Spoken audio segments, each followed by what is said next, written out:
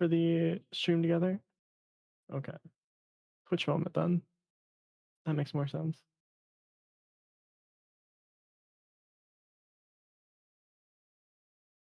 There we go. You're knocking on me. Yeah. Mm-hmm. In which direction are you gonna knock her? One of them, yeah.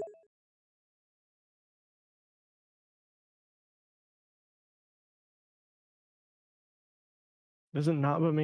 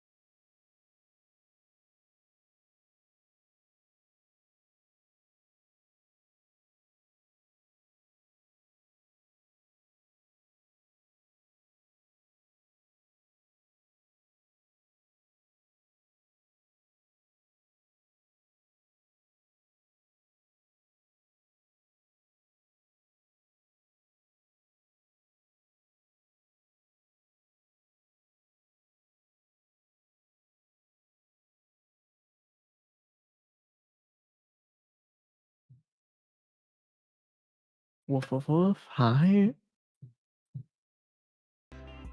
I made sure to make myself smaller this time. Because I was like, yeah, I need to make sure I'm not covering anything. Alright. So we've got the Monster Con.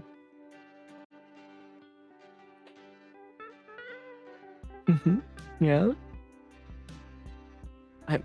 I think that's how that works. Yeah. I think you're right.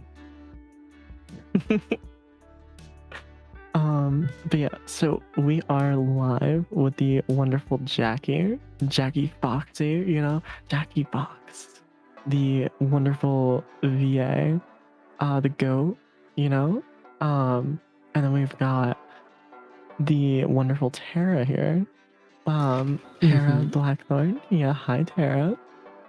Hi. Tara's a, what is it? A voice training teacher. She's goated with it. She does her lessons and all that. Ooh. Yeah. Yeah, she does her her free little lessons, and she's so sweet.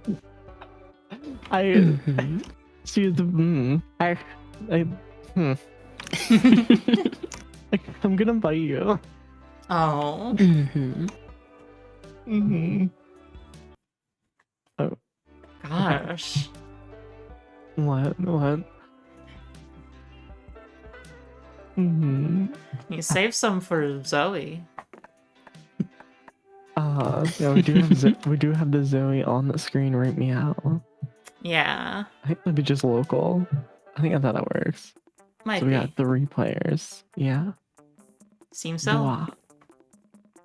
All right. So what are we thinking? We thinking a short, regular, or long? Ooh. I don't know. I've only played one singular game of a monster anything, so I don't know. How long do you think you want to be around? As long as y'all want to be. Welcome back, Proteus. You done? You done for just going for a long? Just trying to get us right in there. You know, with you guys, I could be long. Yeah.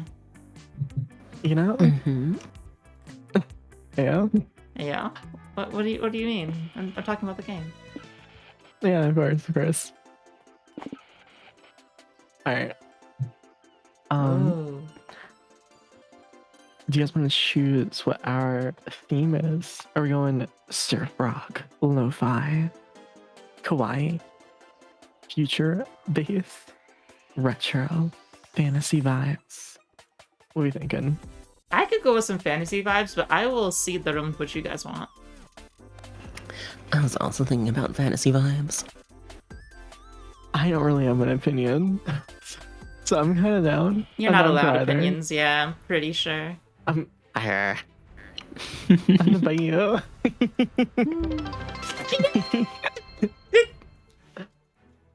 Already? Mm-hmm. Sorry, that was my shot collar going off. How high did it go? That was relatively small. It's based off, the intensity is based off of the amount of bits. So is it like it hits you at a 25 there? Is that what that is? Lower, around like a 10. I think it was set. Okay.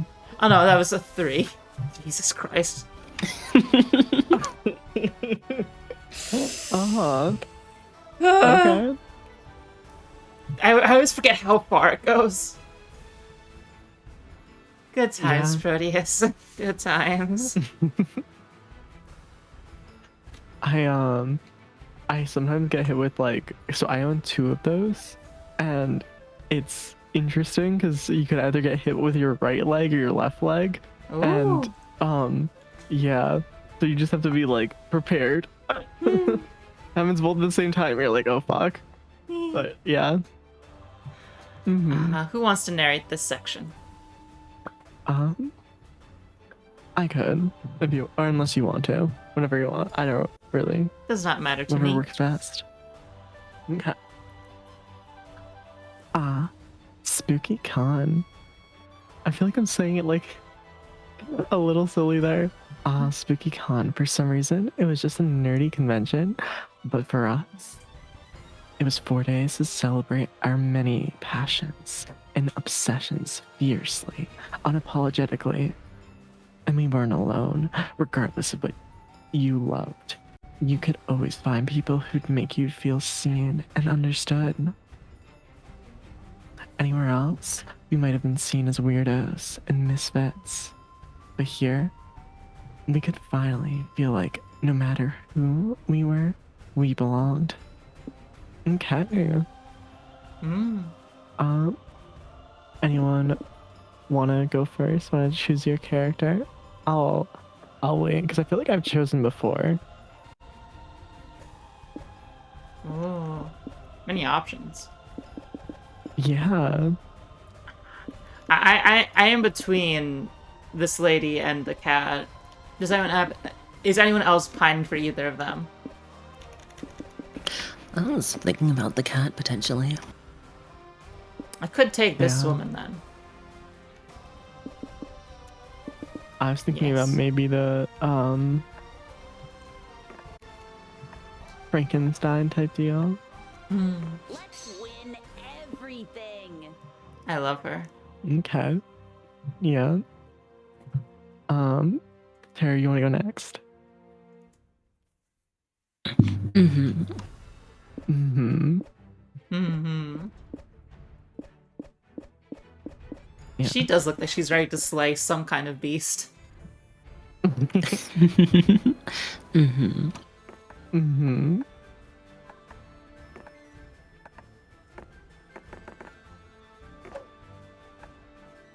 Hey, stranger. Okay. Who am I thinking? Oh, God. I'm normal about that one. A little bit. This one, yeah.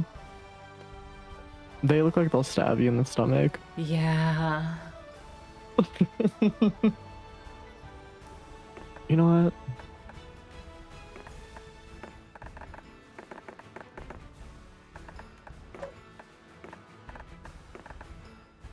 Welcome to an episode of Me at the Con. Mm-hmm. But as dreamy as SpookyCon was, it also came with its own set of pressures, some of which we already knew so well. At the end of those 4 days, the after party loomed over our heads, posing that one evergreen question. When we get a date for that night? As uncertainty plagued our hearts, we couldn't help but think of the 6 hottest nerds at the con. Cool.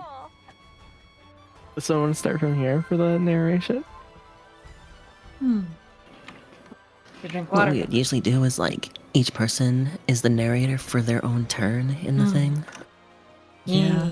Okay, that works. Big stretch. Zoe, Thank you. an eldritch cutie who went from endless deity and harbinger of destruction to author of the renowned fanfic Liam Prom. That's an awful idea.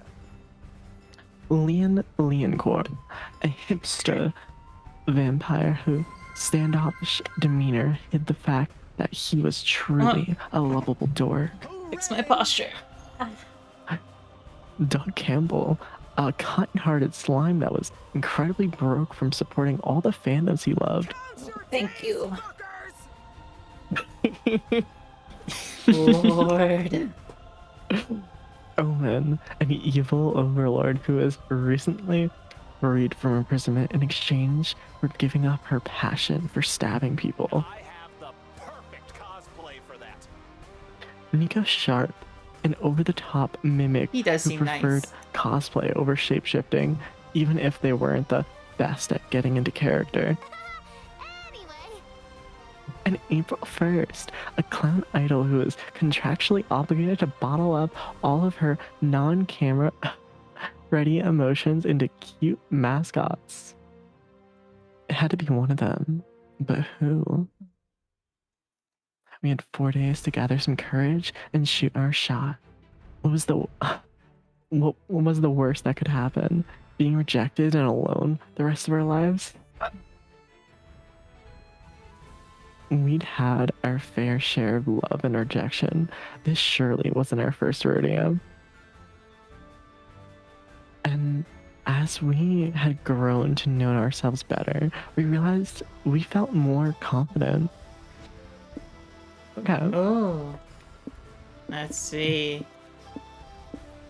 Garfield x Naruto. I'm pretty normal about Garfield x Naruto for sure. We have Yaoi. Where's the Yuri? True. Do you like magical girls with a dark twist? That's a licking metal. And Makura's. Mm-hmm. Licking metal, potentially sharp metal. There we are. Yeah, off a blade. And I'm pretty good at anime fashion. Zoe is very good. That's very I love unburned. heavy metal.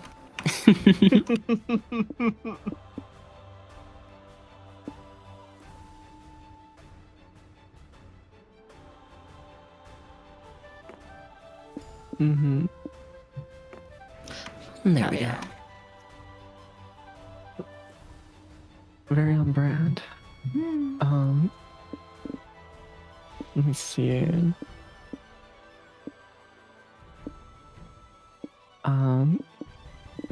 Retro.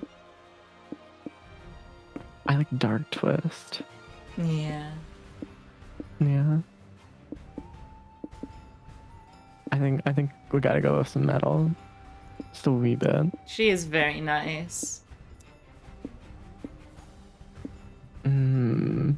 Arf. Arf, arf, woof, woof. Arf. Oh that. Oh that. Woof, woof. Yeah. Meow. Mm. Oh, Fox. Yes. Yeah, sure. I don't remember this section. Me neither. But I'm all about foxes. And foxes are really cute.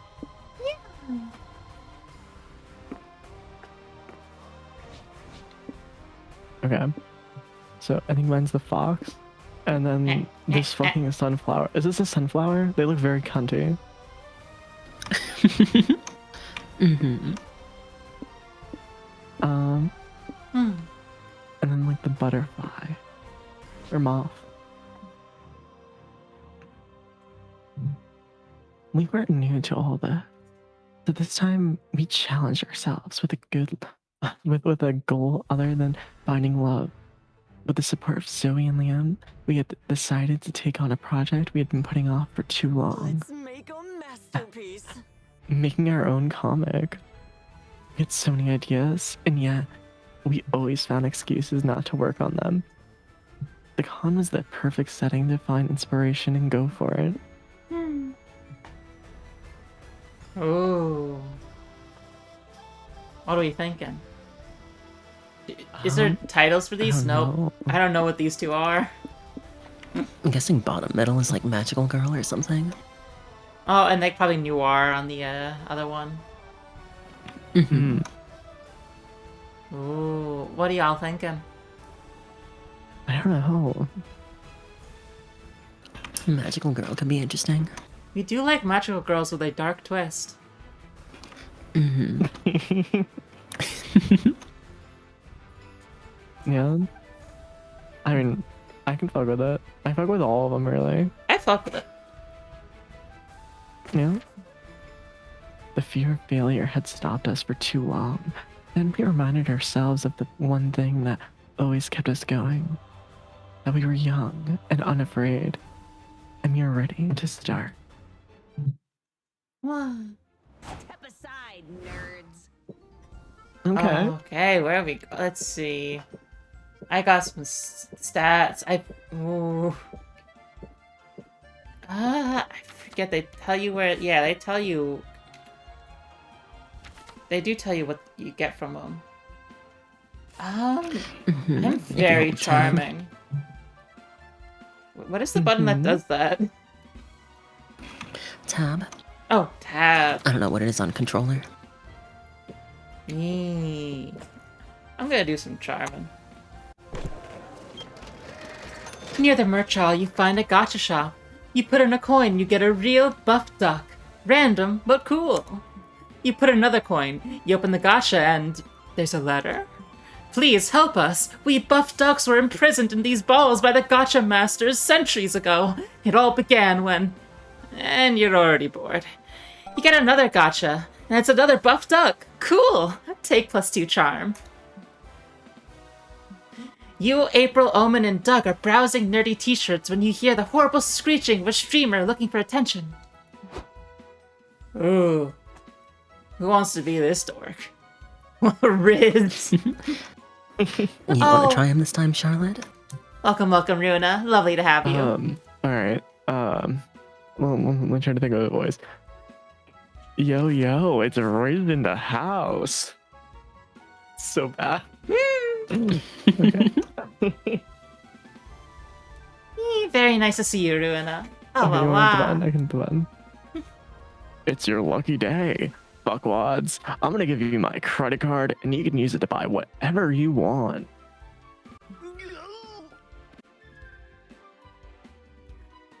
Alright, Wants who to be wants him? Doug. You know what? I'll take a crack at him. Yeah. Whatever I want. Are you sure? I want so many things. Gosh. Gore. I'm going a little bit goofy with it. No, I fuck with it heavy. I'm getting goofy on it. We're getting straight Yeah. goofy on it, folks. No. Yeah. But the catch is you'll have 10 minutes to use it. So be smart about it.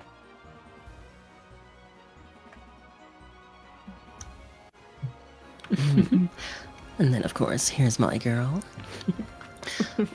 I do not understand. Why would you allow 4 strangers to spend your plastic money? Someone give me a knife. Wait, is this a jest? Are you jesting me right now? I'll have you know that I have had my last court jester killed with hammers. Hmm. Does someone want to play the wonderful April? I could take her if no one else wants her. She seems fun. But do you want her, Charlotte? I think I played her the previous one I did with Kiara, but I'll give her open to you if you want it. It's up to you. I can let you have it. I know you like Whatever her. you prefer. Okay. I mean, I could try. I can be like, no, this is a content creator thing. An influencer will give someone their credit card and limited time to use it. But with all this, sorry. But with all the stands and the long lines and junk at this con, we'll be lucky if we spend $50, and he'll get to mine our frustrations for content. Huh. I never thought I would see charity wielded as an instrument of evil. I am almost impressed. Gosh, what TV should I moment. buy? A figurine? 2 figurines? All the figurines. Where's the figurine stand? I need to go find the figurine stand 10 minutes ago. Okay, you had enough time to prepare. 10 minutes on the clock. Go. Ah! No time to lose. How can you use your 10 minutes of unlimited spending time wisely? Oh. Buy a horse. People tend to forget that horses are actually kind of expensive. Post the credit card number online and trust strangers to advise you what to do with it. You can always trust internet strangers. This is so smart. You post pictures of the streamer's credit card on social media and ask for tips on what to spend it on. Nice. Oh, someone sent us a link to a website where you can buy all sorts of cool stuff. People are so nice online. They've got homemade firearms, totally legit passports, something called Big AI's Mystery Meth. Big Al's Mystery Meth. Huh, I didn't know they sold pipe bombs online. Get me at least 5 of them. Oh, there's this guy recommending that we buy illegal Peruvian weasels. They look so silly. I need one. Oh, cute. Throw in a couple weasels for me too. I'll call them Sharp and Nibbles. Come on, Omen. Don't you want in? They're on sale. The pipe bombs are good enough for me. Thank you. You make your purchases just as your 10 minutes run out. Time's up, chuckle fucks. What'd you get? Some pins? Maybe a shirt? Oh. Damn. There's a Freeze! pig. You're under arrest for funding the operations of the infamous illegal weasel trafficking cartel. What? I didn't fund a cartel. I've been here all this time.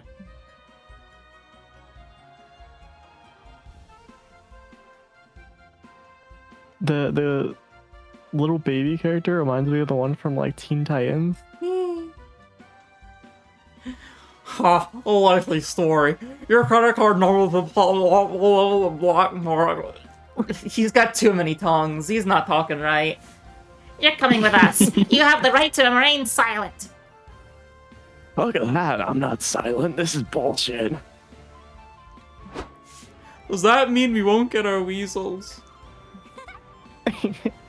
Don't worry, Doug. I'll get you one. I know a guy. Oh, thank you. You all watch the streamer get dragged off the con center. Then start talking about the names for Doug's new Peruvian weasel. You also gain +2 charm and lose -2 fun. Come on, I know a shortcut. All right, Tara. I know a shortcut. Oh, input disabled while the host is busy. I think you accidentally. I don't know if you hit Shift Tab, but Oh, that it might have Shift happened. Tab me. Yeah.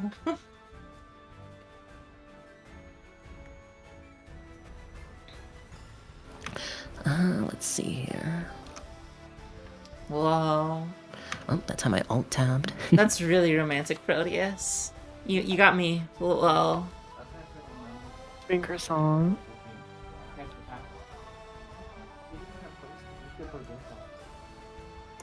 Hi, Sabrina.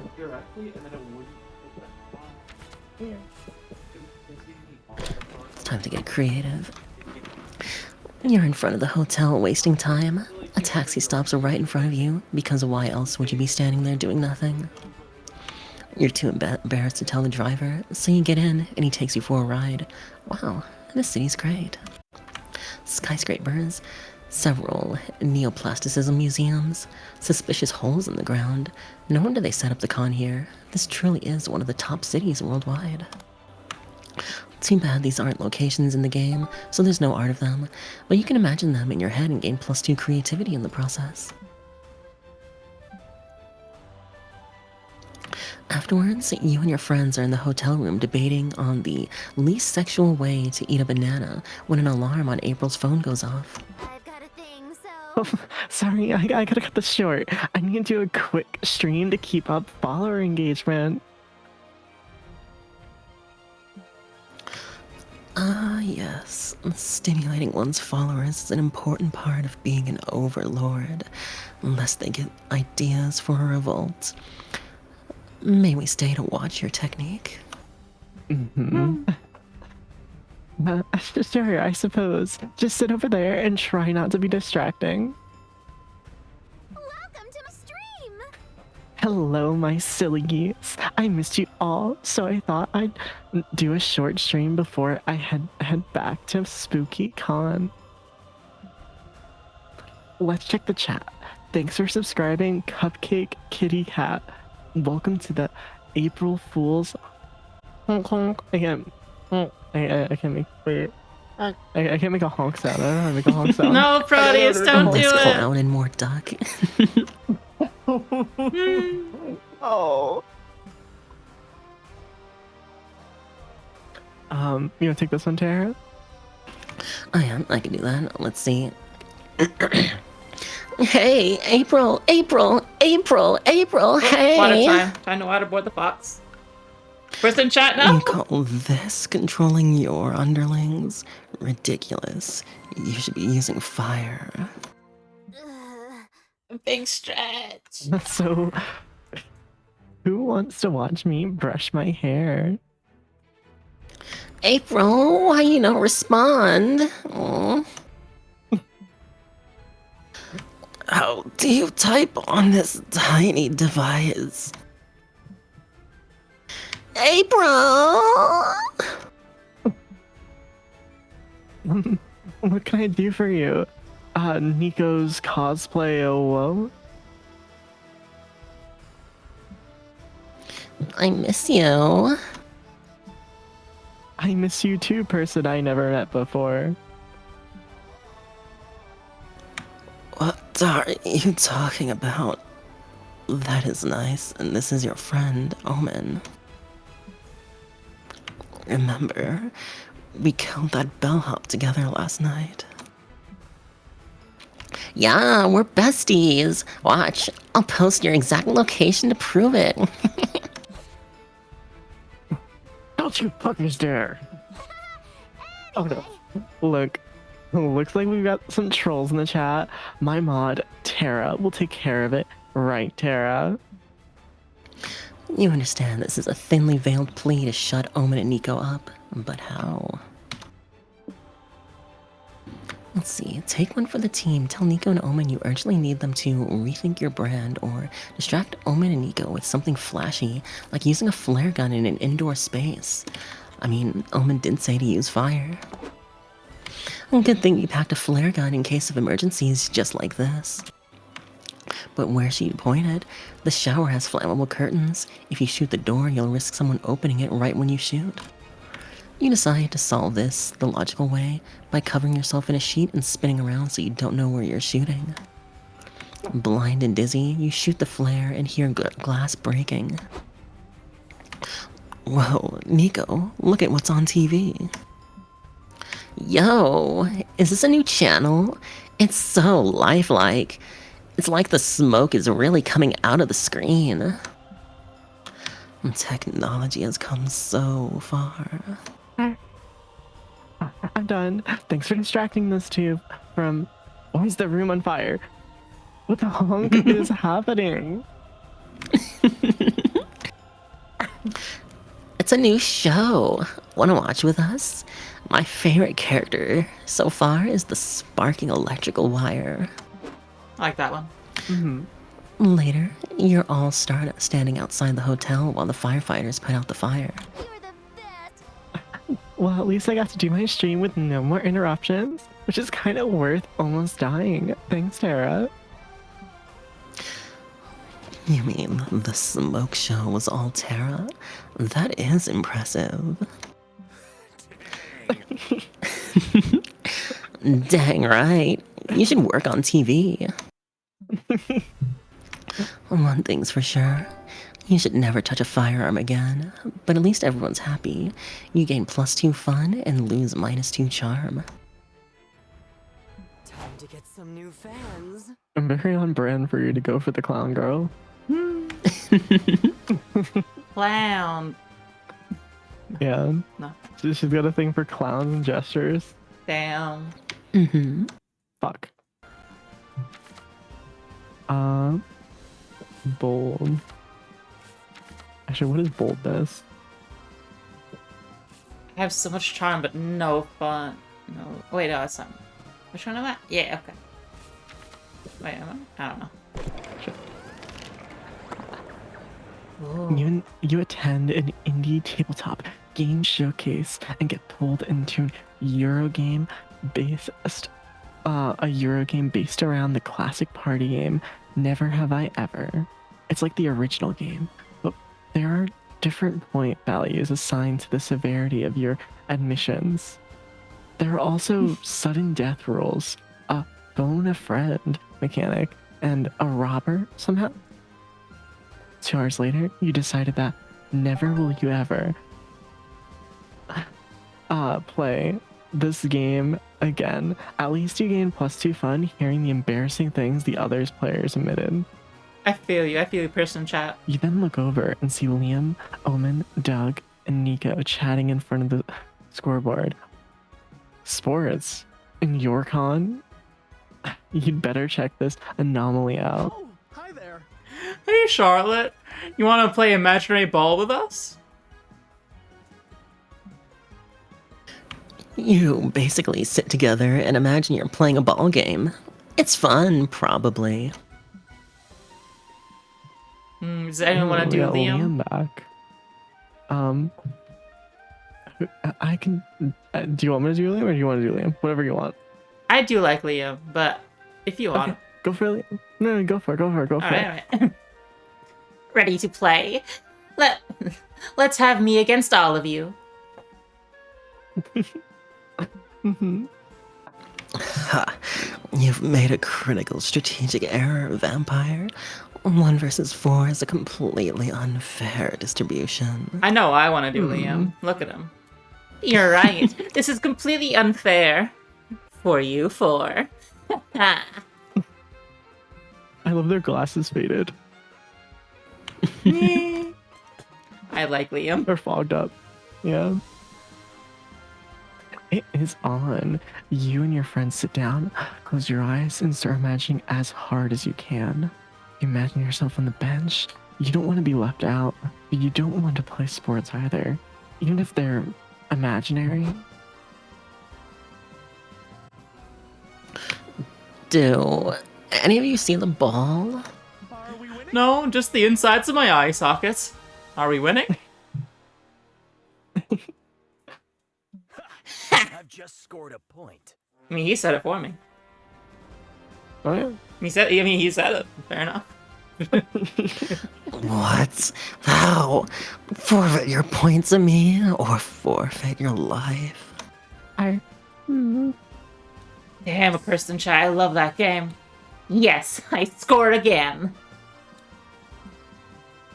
You think maybe Liam's full of it, and then a referee shows up and awards Liam 2 imaginary points. Oh, wow, nice. I wish I were half the athlete you are, Liam. Liam's mouth stomps everyone's ass in imaginary ball. The crowd is formed to cheer him on. He's up 20-0, which is to say he keeps repeating, "Ah, I scored again," with his eyes closed. Oh, sorry, gang. I gotta hit the bench. I think I twisted my imaginary ankle. Be gone from me! Fine, be gone from me. Charlotte, get in there and win me some points, or I will twist both of your imaginary ankles. I. Shit, you don't have imaginary medical insurance. You'd better beat Liam at this game. But how? Oh. Anime mastermind plot twist revealed that you imagined that 1 week before your team paid millions of imaginary dollars to hire Liam, so all the points have been for your team. Throw Liam off by asking him why he isn't wearing imaginary pants in the imaginary match.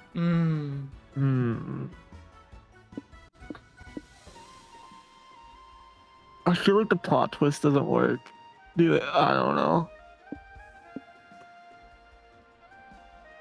I feel like Liam gets embarrassed very easily.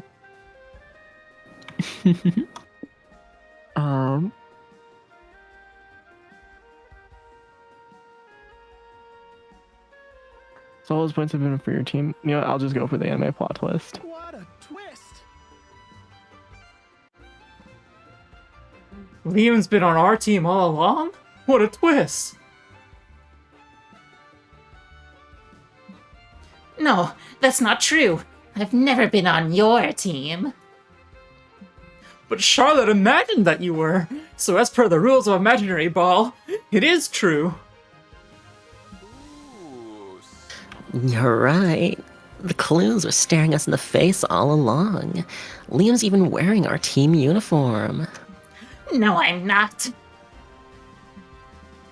And look, he's been carrying an imaginary briefcase full of the imaginary money Charlotte hired him with. How could I miss that? Liam, you sly dog. I'm almost impressed. You really thought that you could deceive me. But I'm far too intelligent to be fooled by your double cross. I'm not crossing you. You're just making stuff up. Which is probably the point of imaginary ball, but what would I know?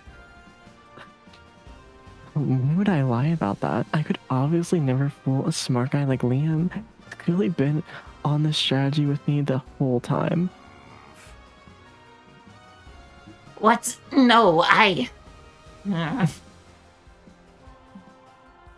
Of course I knew about Charlotte's plan all along. It's just that we thought if we told you all before match, it would be too confusing for strategy for you. That's true. It's very confusing for me. Did we win? Hooray! We did it! 3 cheers for Liam! Hip hip hooray!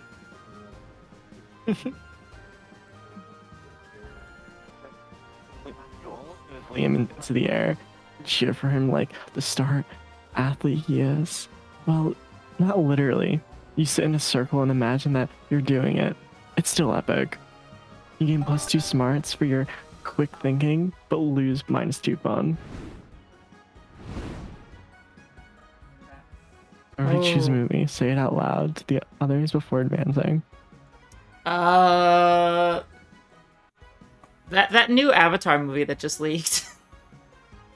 Oh, I still need to okay. see it.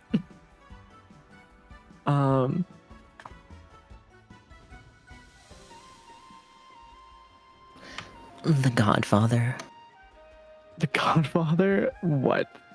Uh, Begonia. Okay.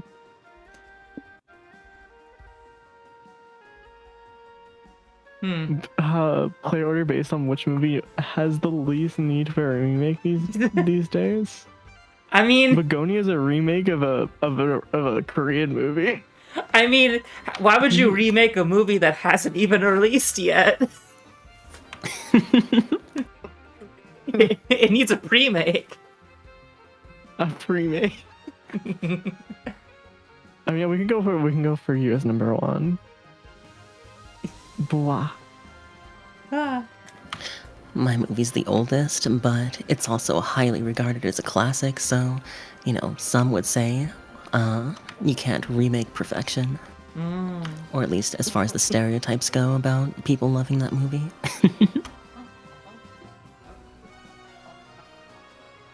I'm gonna be real with you. I think number one might be the Avatar because the Avatar has even come out. It's very close to being out.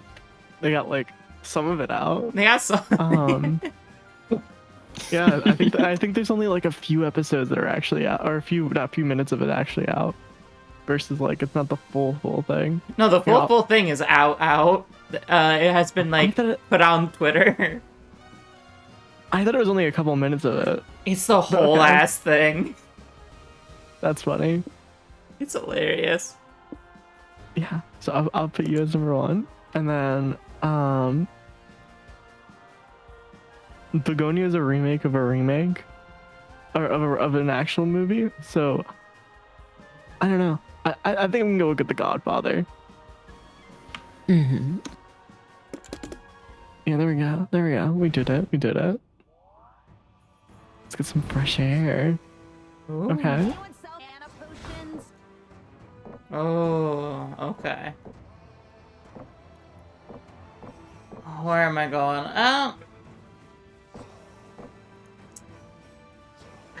I'm feeling the Clussy a little bit. You're feeling classy coded? Yeah. I forget who I went for last time. If I went for Zoe or Liam. Are either of you thinking about Zoe or the clown? I tend to think about the Clissy as well. You know me. Maybe I will. Yeah, she jester maxes. I might try and go over here then. Maybe I'll try for Zoe. Oh, it's spicy. Tara's out here jester gooning. Going out to dinner, I believe. You and Zoe go out to a fancy restaurant. Replenish. You decide to do the romantic cliche and split a milkshake with 2 straws. You two can do that cute thing where you look into each other's eyes while you drink.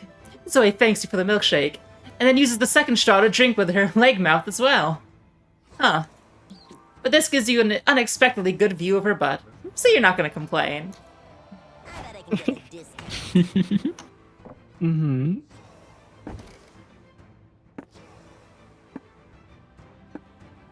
Go for a walk. Oh yeah, of course, you would want the walkies. You and April have a great game night. Rules are made to be You decide to play charades. April wipes the floor with you. You could have foreseen this, since clowns and mimes are probably related to some degree. Still, it was fun watching her silently devour a whole rotisserie chicken. New kink unlocked. Time for a little aperitif. Yeah, Normal. I'm going straight for Omen. Going right out to dinner. You and Omen go out to a fancy restaurant. I have the perfect perfect wine for the occasion. Ooh. It takes a while for Omen to understand the difference between a waiter and a minion. Luckily, you're able to talk to her. Sorry, you're able to talk her out of whipping them when they bring her the wrong drink. At least you know she'll always have your back. What a thoughtful little sociopath.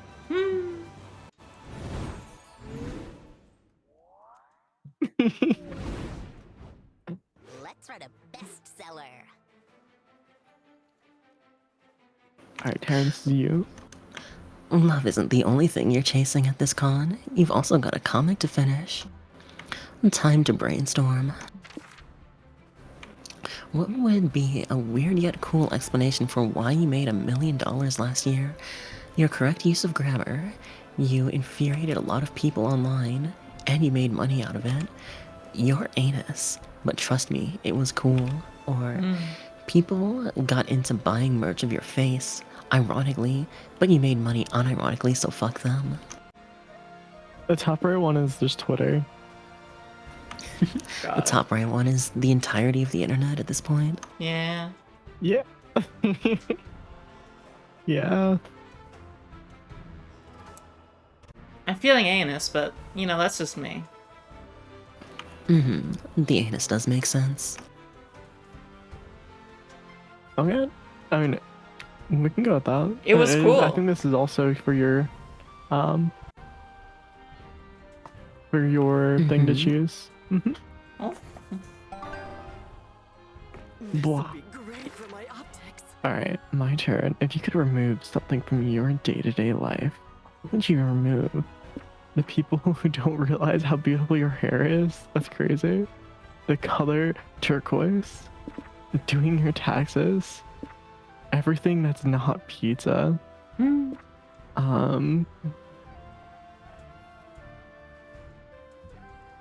What would you remove? Honestly, maybe the first one. Wait. Yeah, let's go with the first one.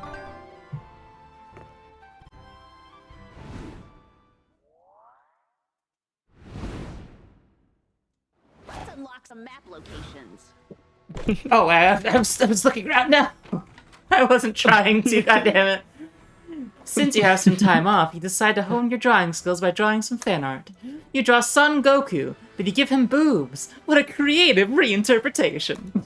Then you draw Splash Kaboom with a twist. You add boobs, and name it Splash Kaboobs. You're on a roll. Finally, you draw Misato from Evangelion. You turn her into a green-skinned biochemical symbiote, and make her blonde. You also give her a second pair of boobs. You deserve +2 creativity for your successful boob storming. Boom storming. Afterwards, you decide to check out the Boob nerdy lingerie stand for scientific reasons, and you find Zoe drooling over one of the display items. Oh, hi there. Okay, so here is Zoe. Do you want to do Zoe again?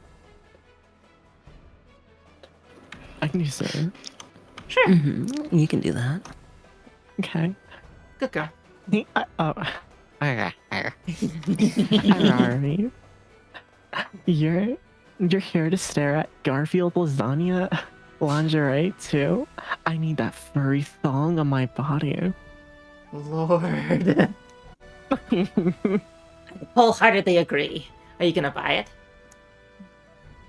I want to, but it's so rare and so expensive. Improv.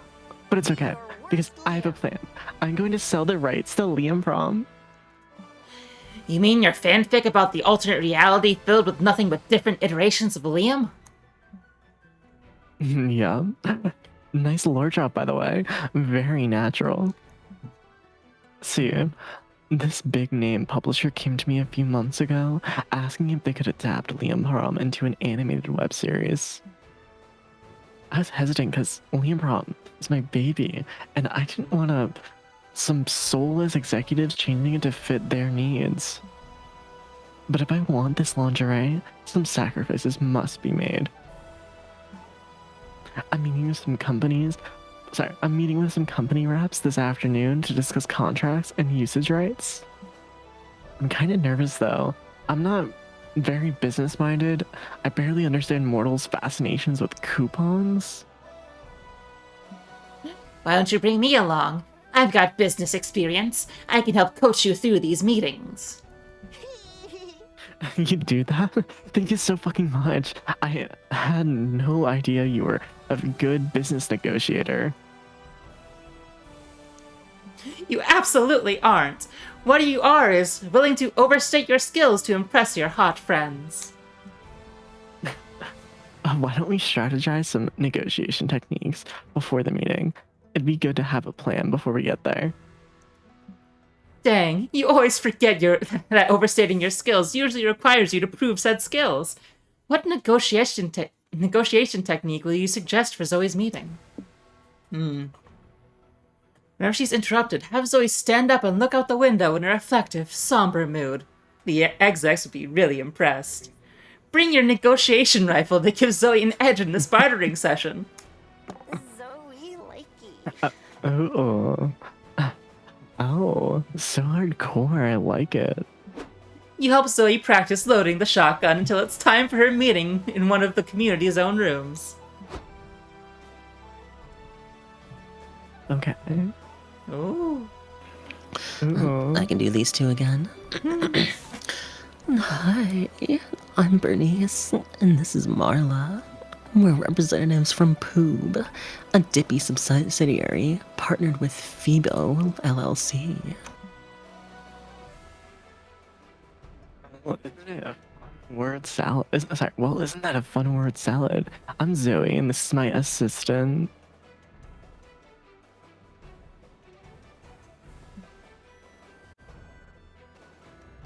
Yes, whatever. Let's talk turkey.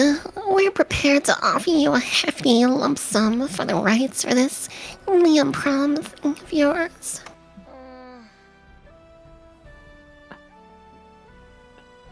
Wait, just a lump sum. You mentioned royalties in the email.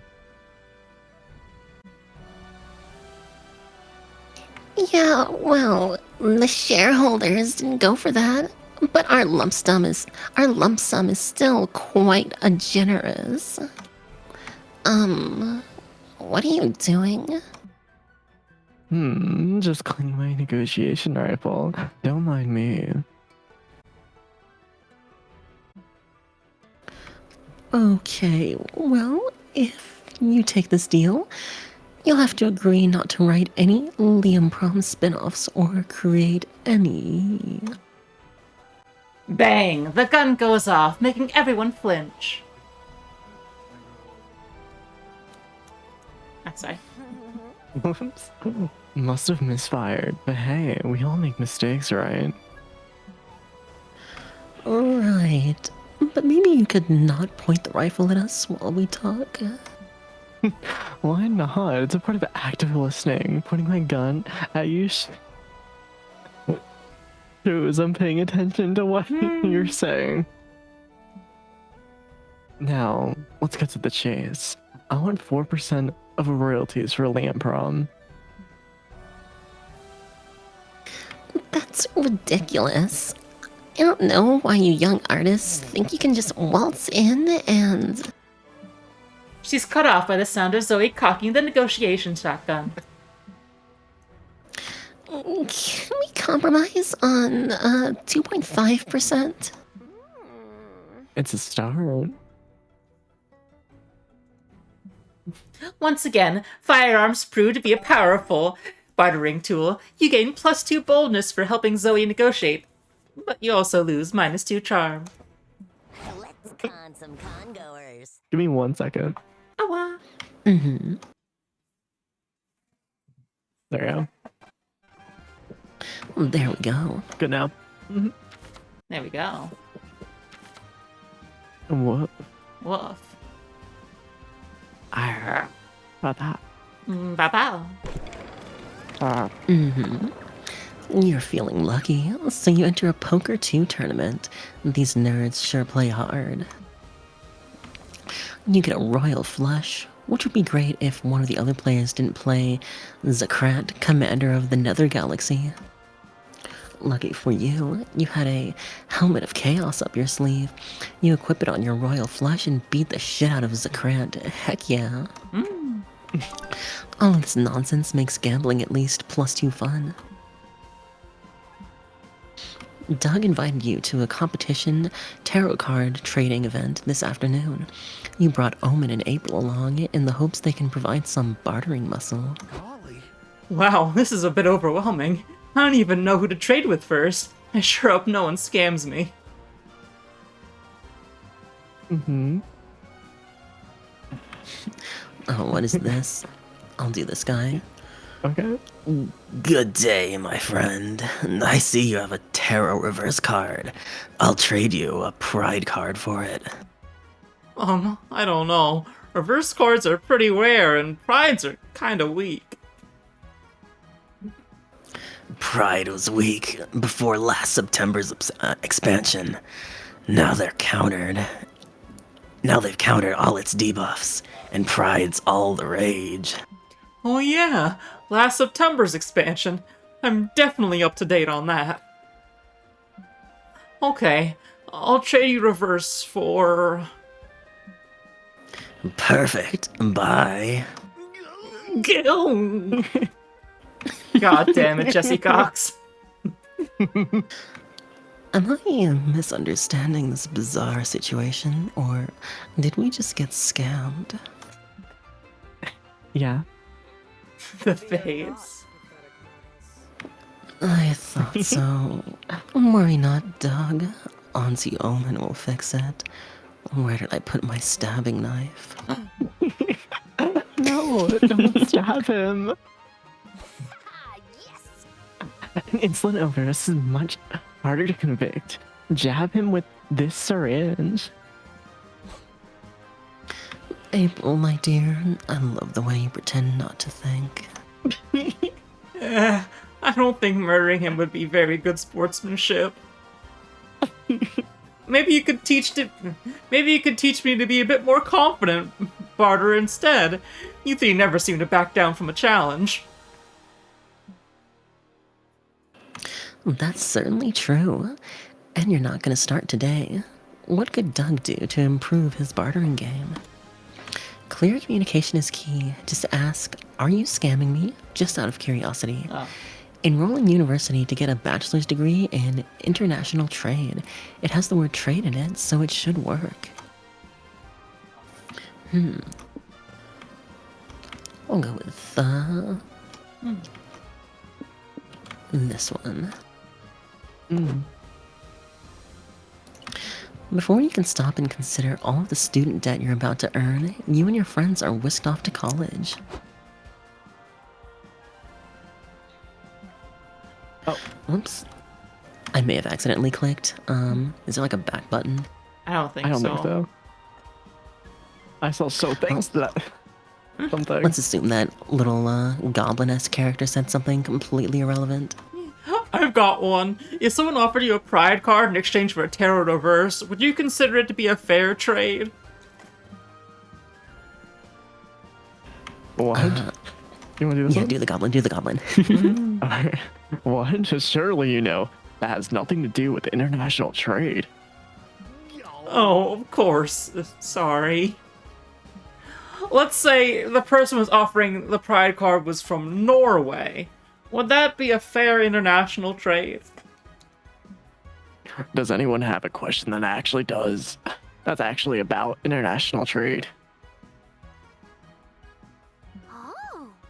Well, since we're here, how much TNT could one import into this country without alerting national authority, national security? Sorry. That's oddly specific. It's just a fun hypothetical. Don't think too much about it. Honk honk. So, you won't answer the question about cards. You won't answer the question about explosives. Do you know anything about international trade, old man? Did anyone else enroll in this class expecting to learn about trading cards? Around a third of the class raised their hands. Fuck my life. The teacher ends the class, so you don't get answers, but the confidence of having attended an international trade class once makes Doug a much better barterer. I mean, it doesn't actually make him any better at trading, but he thinks he is, and it's the thought that counts. You gain +2 smarts and lose -2 charm. Hashtag slay.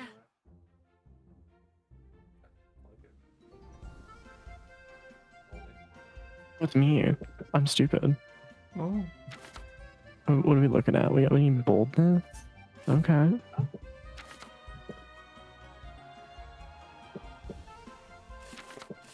Let's go for boldness here. You're tired of all the shenanigans at the con, but a severe case of FOMO prevents you from going back to the hotel.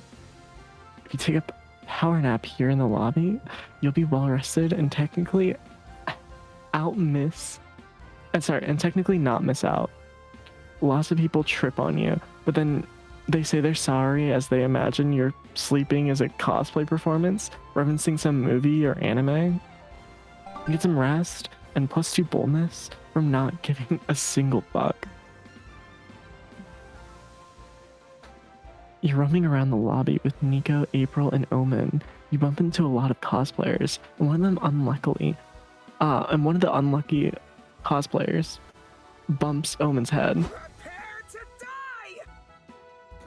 Ow! Who's responsible for making me say ow like an idiot? I demand satisfaction.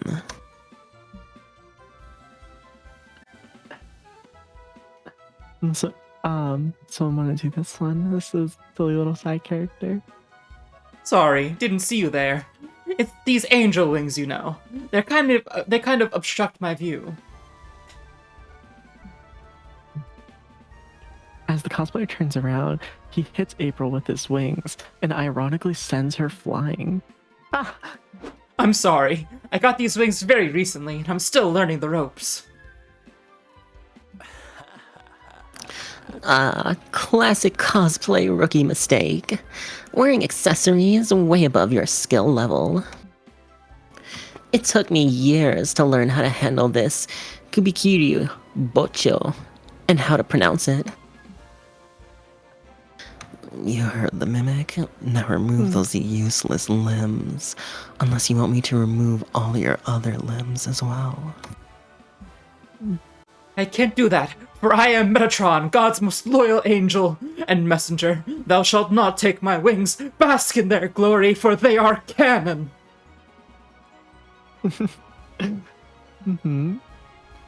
Metatron flaps his wings and hits Omen in the head. Fine, you've made your choice. Where's April gone? I need her purse gun. Omen, that's no way to encourage a budding cosplayer. If you want him to quit flapping, you have to make up an even better headcanon where Metatron has no wings. I shall not. I have enough work resisting the urge to murder this idiot. I'll kill you! Not if I do it first. Quick, make up a cool wingless headcanon, or Omen and April will fast track him back to heaven. Speedrun a fanfic in which the character becomes a commercial flight pilot, so they tear the wings apart because they're sort of redundant. Convince the cosplayer the lack of wings isn't lame. It means the character lost them by committing a cool cardinal sin like touching a boob.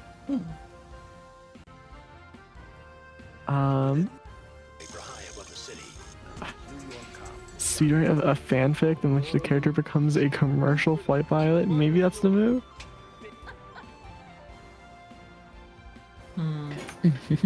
It depends on which stats you'd want. Or whichever one sounds more interesting to you. I'm trying to raise up Omen. Okay. Always. I don't think I got it last time. No, sorry, it's just... What? Tara's voice makes me feel things sometimes. Let's continue on. Oh. Yeah, Tara's voice makes you feel things. normal. And I'm just out here sounding, like Charlotte would say. Jesus. Damn, I'm making sounds. yeah. You really do be sounding, yeah. So do you sound with Charlotte or? And we sound together almost every day. Wow. Oh my gosh. I'm surprised, you don't wear each other out like that. Gotta stay hydrated, gotta keep the vocal folds well hydrated. Yeah, the folds are really putting in a lot of work.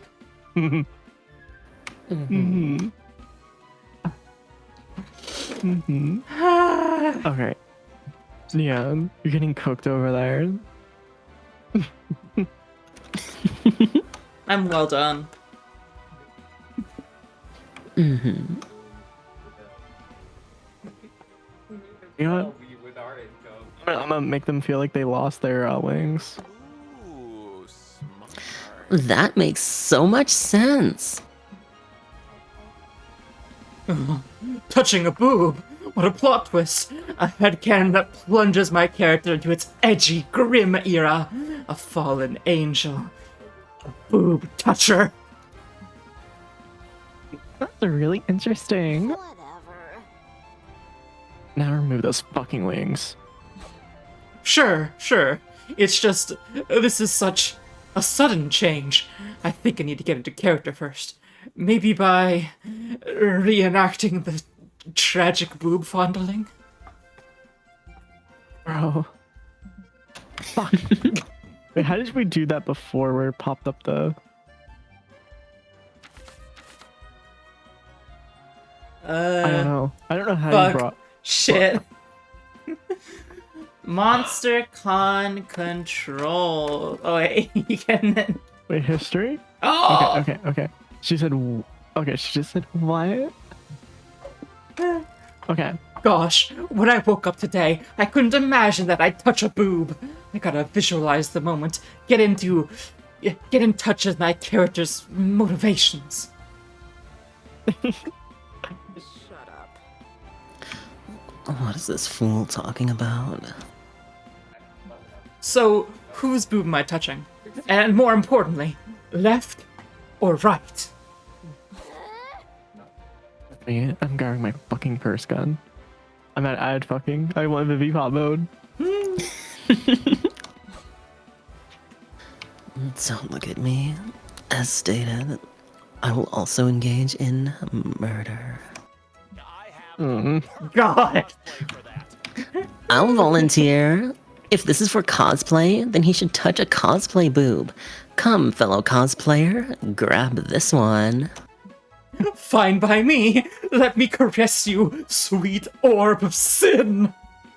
The cosplayer touches Nico's fake boob. He immediately takes off his wings and falls to his knees. Ah, my purity, my wings. I have chosen the path of evil. He runs away excited. Well, at least he won't bother anybody now. Unless his chosen path of evil consists in constantly requesting to touch everyone's breasts. Yeah, you gain +2 charm for convincing the angel to sin, but you lose -2 creativity.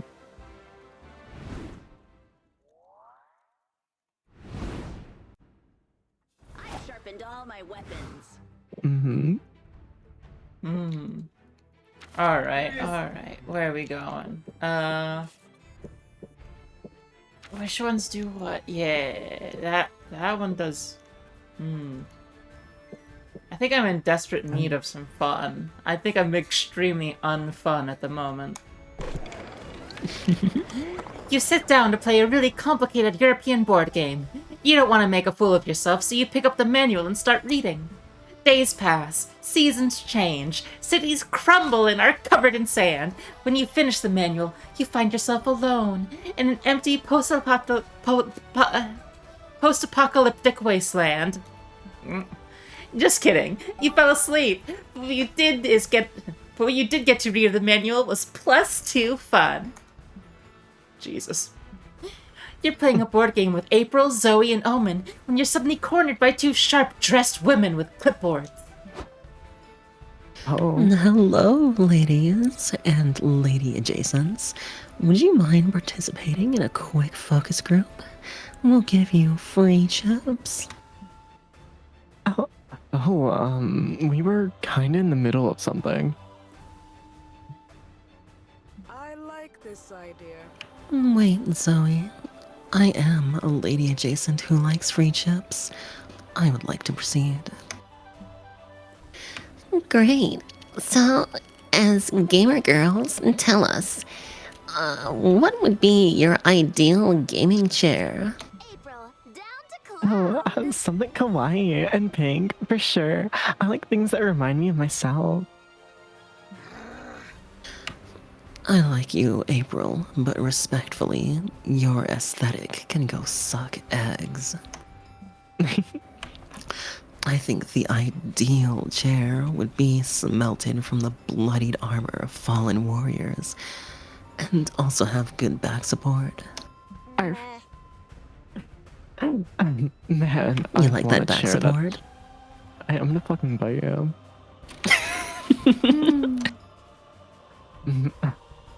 Man, I want a chair that's practical above all. Or wait, what about a Garfield themed chair? Can I change my answer to Garfield themed chair? Those are all completely different chair designs. Our company is trying to design a gaming chair that appeals to women. Can't you three agree on what women like? Wait, let me play my tiny violin. Here's a thought. Maybe our gaming chair preferences aren't informed by our gender. Huh. Gaming chairs not being defined by gender. That's intriguing.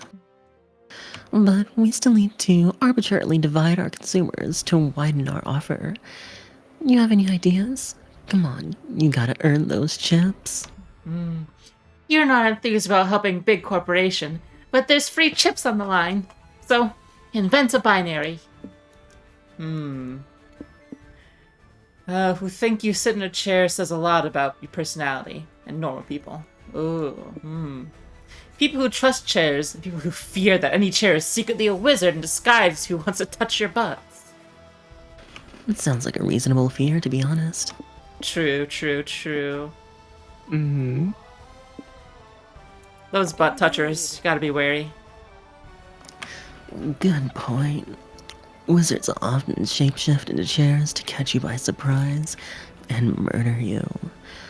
Or touch your bottom. Depends if a murdering wizard or a pervy wizard. Yeah, depends if it's a murdering wizard or a pervy wizard. That's why I always sit perched like an owl on a branch, so that my butt never touches the chair directly. What are you talking about? Chairs are just chairs. This is Arvari's typical nonsense. Oh, April, you sweet summer child. I've been alive for eons. I've seen it all. And trust me, wizards shapeshift into chairs a lot.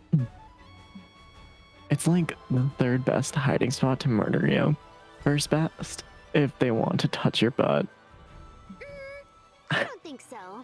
I feel like you're trolling me. We are not.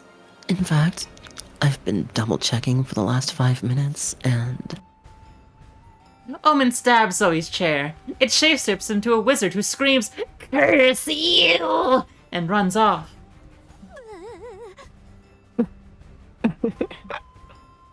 See, because I was perching like an owl, he never got to touch my butt. I win. I can never trust chairs again. Well, at least April is now wiser and more paranoid. All thanks to you. Also, you gave those corporate shills some good insight. They decide to sell gaming chairs with a "not a wizard" seal of quality. You gain +2 smarts for your knowledge of shapeshifting, and for outsmarting wizards, but lose -2 charm. No! Some money. I want smarts! Mm-hmm. Oh, you just want to be dumb. I want to be so dumb. I want to be so dumb.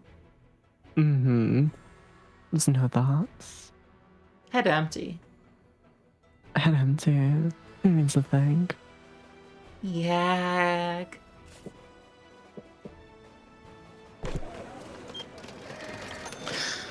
Walking around the merch hall, you notice a stand full of retro toys. Hey, some of these you remember from your childhood. Actually, you remember all of them. Did this guy raid your parents' house? You buy them all just in case. Life was full of charm back then, before reality made you a cynic. You might be too old for these toys today, but you can still siphon +2 charm from the memories.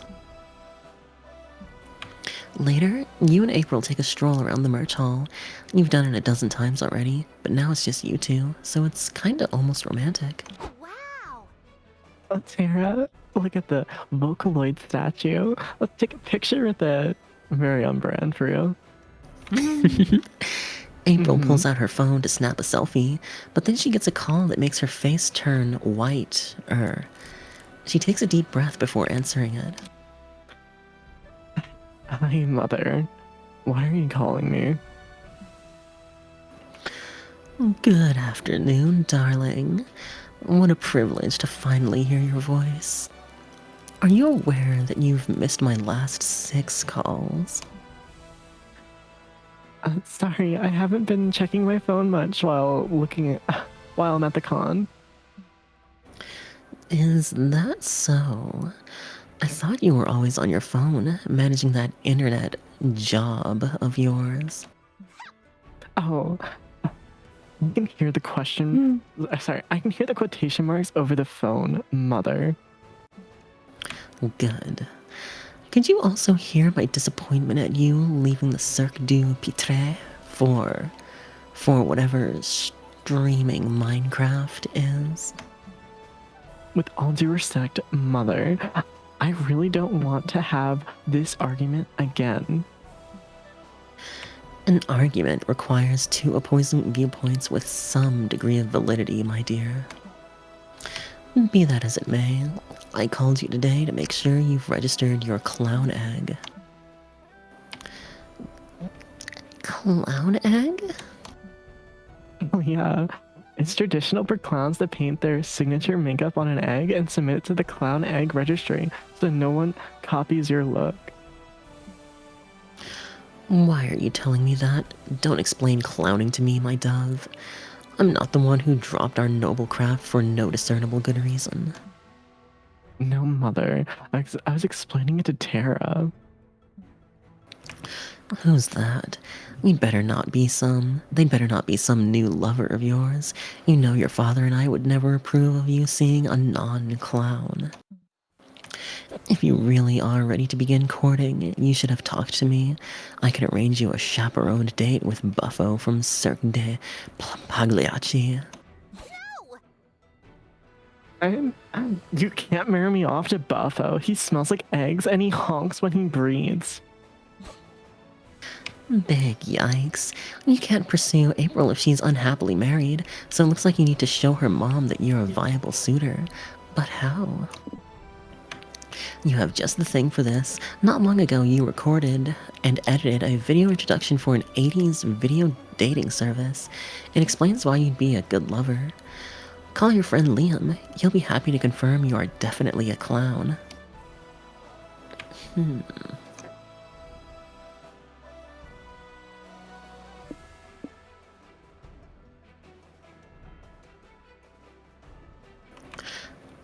This one seems robustly interesting. They both seem interesting. I would definitely like to be a clown, but you know what? I'll follow my heart. I'll become clown. You open this up into a 3-way call and put Liam on the line. What do you need, Tara? Are you locked in the bathroom again? No.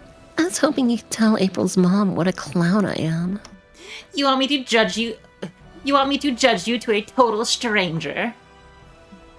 I thought you would never ask. So, Liam, was it? Can you vouch for Tara's clownishness? Indeed. As long as you define clown as one who commits acts of such buffoonery that you can't help but laugh, because otherwise you would cry. Moreover, her sense of style is clownish to the utmost degree. It would hurt your eyes all the way in the back row. You know, Tara can hear all this, right?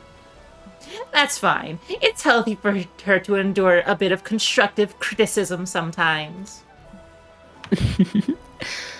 The verbal brutality of this Liam person makes me trust them, and if they speak this well of Tara, I suppose she is good enough for me. Really? Oh, thank you, Mother. Thank you so... Yes, you're welcome. Now away with you. I'm having a dinner party tonight, and the rubber chicken still needs to be brined. Oh, gotcha. Bye, Mother. Bye, Liam. Thank you so much for helping me deal with her, Tara. How can I make it up to you? Oh, I know. I'll give you another favor to do for me. You're the best. Can you please take my clown egg to the registry? Mother will kill me if I put it off any longer. And I'm scheduled to do a stream soon. Thanks. And she gives you the egg, kisses you on the cheek, and flounces off. You'll never wash your face again. You gain +2 charm and lose -2 creativity. Well, I guess it's just you and me now, little buddy. Right after I touch up my makeup. Mm-hmm.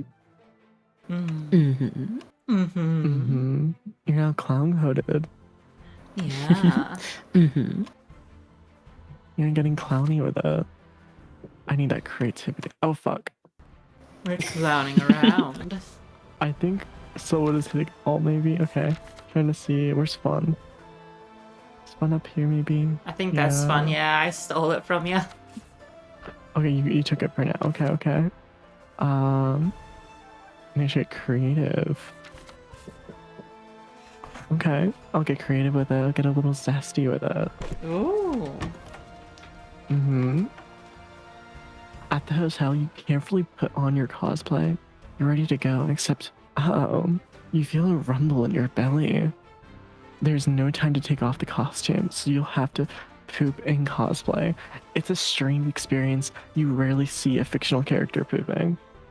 Your toilet-based cosplay giving you a better understanding of the character. Here's +2 creativity for broadening your knowledge in such an unexpected way. You head back to the hotel room to recharge for a bit, but you find Doug and Nico doing some sort of guided meditation while Owen naps. Battleship, battleship, ship, bat. Oh man, I messed it up again. I'll never get it at this rate. That's what he is trying to get is, but because it's so far, you've got no clue. We're training. You know that game Battleship? I signed up for a tournament later today, but all the competitors are super intense. Tattoos and scars everywhere. They kept saying really smart-sounding things like, yes, I used to favor the Sea Rat opening, but I've been more inclined towards the Tropical Storm Gambit as of late. And they all had really brightly colored hair. Not a single disposable background character in sight. Doug was a bit nervous, since he doesn't even technically have hair. But I told him not to worry. There's no challenge that can't be overcome with a quick training arc. Nico, I cannot sleep through your foolishness any longer. Doug doesn't need friendship. He needs tutelage from an expert military commander. Me. Let's head to the port. I'll need to inspect your battleship fleet if I'm to give you proper naval advice. There aren't actually any real battleships involved. We used the little game pieces, see? And we wage battle by throwing them at each other with violence? It's not really a real battle either. We mostly just say letters and numbers at each other. What? Well, that's stupid. Let's try the meditation again. You were super close to cracking it. I don't know. I think I need something more if I want to stand a chance. Charlotte, do you know any good battleship tactics? Emotional warfare. Every time they hit one of your ships, tell the opponent that the name of the naval officers they just killed. Get the opponent's grid. The game provides such weak protection from peeking. You can't understand why no one's exploited this already. Honestly, I say emotional warfare. Hell I think it'd yeah. be kind of funny. Yeah. You decide to practice by having Nico play against Doug and execute this action. Okay, I'm gonna start with B4. Oh fuck. Hit. Rest in peace, Captain Pollard. He was a beloved leader and only a week from retirement. What? I mean, I don't care. It's just a made-up person. Right? Sure, tell that to his wife. I just had to ring the family. Maybe you could give the news. Hello, Miss Pollard. I'm afraid my friend Doug here has something to tell you. No, I'm not good at phone calls. Oh God. Hello? I'm very sorry, but your husband, he, Cease your whimpering and get on with blowing up innocents. Make your next move. okay. B5? Hit again. That was our doctor, Mr. Steffens. He was a peaceful man and only joined the Navy to search for his missing brother. No relatives to call for this one. I didn't mean to. I'm sorry. Go again, Doug. Try to get another doctor. I'm going to go for fudge. I hope I miss B6. You sank my battleship. Everyone on board perished, including little Tommy Parker. He was only 17. Lied about his age to fight for his country. 17, huh? Hey, doesn't that basically make you some kind of child murderer, Doug? No, I didn't mean to. I surrender. No more bloodshed, please. I like this strategy. Effective, and you get to see your opponent cry. Doug, this is amazing. I can't wait to see you destroy the competition with this new strat. I don't think I want to play this game anymore. Oh gosh, winning a tournament sounds so cool. I see charm for relying on emotional warfare, but lose -2 fun in time. Doug's desire to win at something will trump the guilt of murdering fictional people. Ooh. We're doing murder. We got the Vivi Pop character. God. Welcome to my modest establishment. So modest it doesn't even have a license. Don't be shy. Pick a box before the cease and desist gets here. Oh, Daniel does nothing! No. Stats, but they're people. Slight effects on people's stats. First is star signs. The figurines have non-slight effects on people's stats. Big effects on stats. Sound and video, do silly things. Spicy. I'm getting some buff bugs. Okay. I'm rolling it all. What do we get? Let's put it all on black.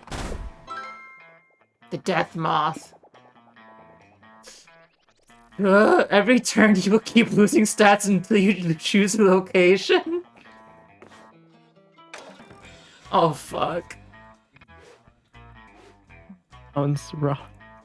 Welcome to my don't be shy, pick a box. It was the same text. Yeah.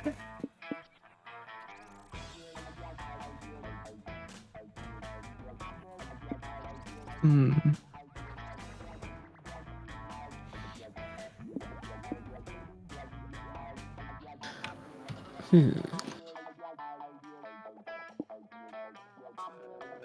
I'll roll the buff bugs as well on myself.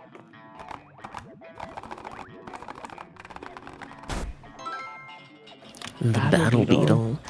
Every turn, your own stats will keep swapping positions until you choose a location. Ah, that sounds cool. Alright, Charlotte's turn. Okay.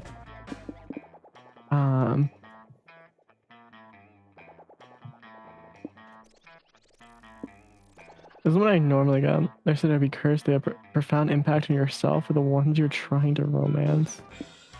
Honestly, I'm kind of interested in the stats, but they're people. Hmm. I want to try this one. Yeah, what are we getting?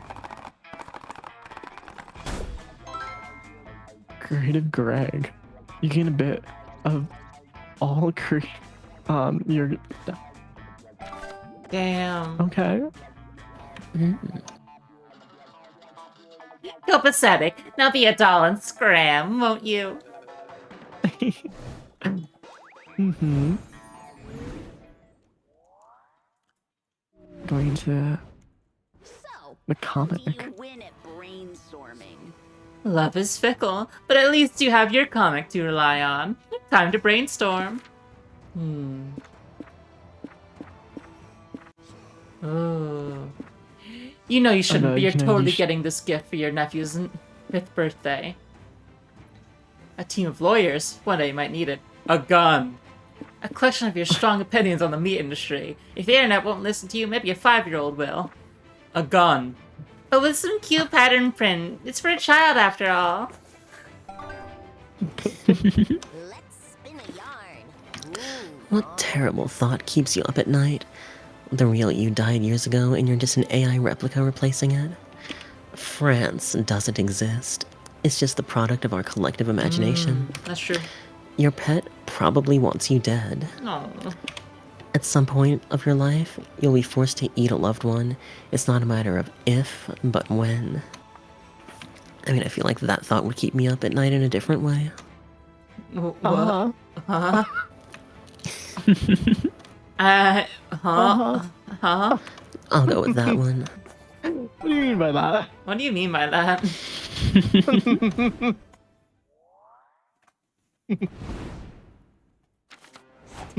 Oh fuck, okay, I need to go quick, what the fuck? It goes so fast, what the fuck are you talking about? You're kidding me! At the community zone, you find several 5D chess matches going on at the same time.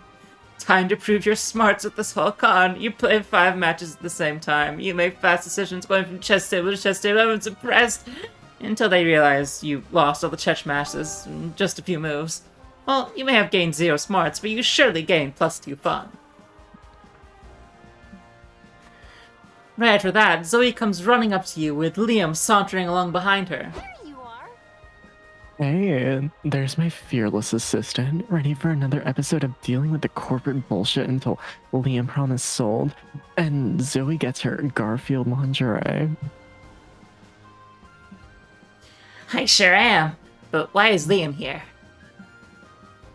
It's Liam Prom, not Aravi Prom. Oh, uppity one. I've been hired as the official Liam consultant to make sure all of this goes smoothly. Someone clearly woke up on the wrong side of the coffin today. Nevertheless, you tag along to the community zone where the XX have rented a room for this meeting. Hello. We have limited time, and time is money. So let's get right to it. We're willing to offer Zoe the 2.5% royalty we discussed. We're also offering both of you an onboarding bonus and a free reusable water bottle. And there you go, it'll be like your sippy cup, Charlotte. What? It's a water bottle. That's because I have to suck my. Okay, I got a Starbucks cup for free, and it sucks out. You have to suck the water out or the drink out. And she Damn. calls it my sippy cup. It is not a sippy cup. I So- swear to fucking. Damn, you really like sucking, don't you? Maybe a little bit. Damn. Wow. Mm-hmm. That all sounds too good to be true. Because it probably is. What are we expected to give in return for these things? Nothing too big. Poom just wants to make this amazing story more, how do I put this, appealing to the average consumer. You sure about that? But doesn't Liam Prom... Wait. But doesn't Liam Prom's successful speak... Sorry, so doesn't Liam Prom's success speak for itself?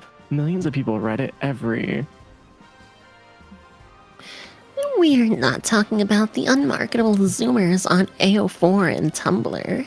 We're talking about real customers.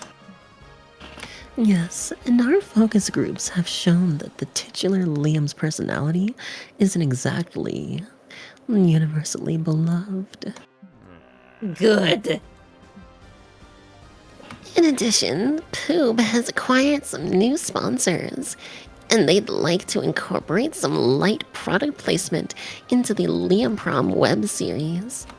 Absolutely not. Blasphemy. No. I am not a product to be bought and sold. Well, that's not entirely true. I'm literally selling your likeness right now. Oops. But for good cause, I need that lingerie. I know someone clicked the one, but I can go back if you want to see it. What was it? Oh, it was just dot dot dot. Yeah. That didn't matter too much. Mm-hmm. We'll make this simple. Which new Liam character would you be willing to integrate in order to appease our shareholders? Sexy demon bad boy Liam. Delicious soda hands Liam. I know in my heart of hearts I really want sexy demon bad boy Liam, but boldness, I'm never gonna do anything with that boldness. I think we need some Like- delicious soda hands Liam. Is it the knife for you? The knife and the fucking tongue sticking out? It does look, all of that does things for me. But so does soda Uh-huh. hands. Okay. It sounds dumb, but no dumber than some of my other characters, like a Roadrunner Liam. No, Zoe. Roadrunner Liam has very legitimate reasons to exist. Nah, I literally just watched an old Roadrunner cartoon. Was like, you know what would be even dumber than this? A Roadrunner with Liam's face on it. If you sign off on Soda Hands, Liam, we have a soda brand willing to inject millions of dollars into the project. It would allow us to expand our merchandising insights and maybe even fund the Liam Prom dating sim you wanted to make. Liam? Like, obviously, I would never do this if you weren't comfortable with it. But be honest, have you ever really never dreamed of having soda for hands? Liam looks at his hands in a contemplative silence. Not bad. I suppose it could be useful, especially if I was craving some soda. But wouldn't the cans just become empty after I drank the soda? It can be infinite soda if that's what it takes for you to say yes. But that doesn't make anatomical sense. Liam, we can make it work. They can be like testicles, you know? You empty them and then they fill back up with more soda. Huh, Yeah? I see. Drinking a woman's soda Whoa. I guess that makes some sort of sense. It's perfect. Just picture it. We'll have a billboard showing Soda Hands Liam giving a thirsty man a drink from his appendages. And the motto? As natural as any other bodily fluid, get a taste of Liam. You'll toast to that. You gain +2 fun for the joy of Soda Hands Liam, but lose -2 boldness. Ready for some feline felonies. Oh god, look at him go. I tried to pick quickly. You find a cool shirt you like in a commercial stand. It costs $3.99 Monster dollars. Then you buy a cool zine for $2.99 Monster dollars. Then a set of anime badges for $1.99 Monster dollars. Then you buy a pack of gum for $0.99 Monster dollars. Damn it, you have 4 loose coins jingling in your pocket. It's annoying as fuck. Luckily, you find a shady guy who whispers, "Give it to me, and I'll give you +2 charm." You feel dirty for some reason, but you got stats and your pockets aren't jingling anymore. You stop to chat with little April, which is what you've been calling the clown egg that April made the mistake of trusting you with. And that's why Cars 3 is the best installment in the franchise. You agree, don't you, little April? Hey, Tara, who are you talking to? Huh? Nobody. Definitely not a smaller, more delicate version of you. Okay, silly goose. I want to ask if you want to get a bite to eat. My treat. April 1st, just the hardworking starlet we were hoping to see. What are you doing out here? You should be using your downtime between autographing sessions to practice your signature. Chop chop. I was actually gonna get lunch with Tara, if it's okay with you, Miss Managers. Who? Her. Please don't tell me you two are on a date. Dating is a violation of your contract. Yes, having a romantic partner would be terrible for your brand. It makes it harder for fans to develop parasocial relationships with you.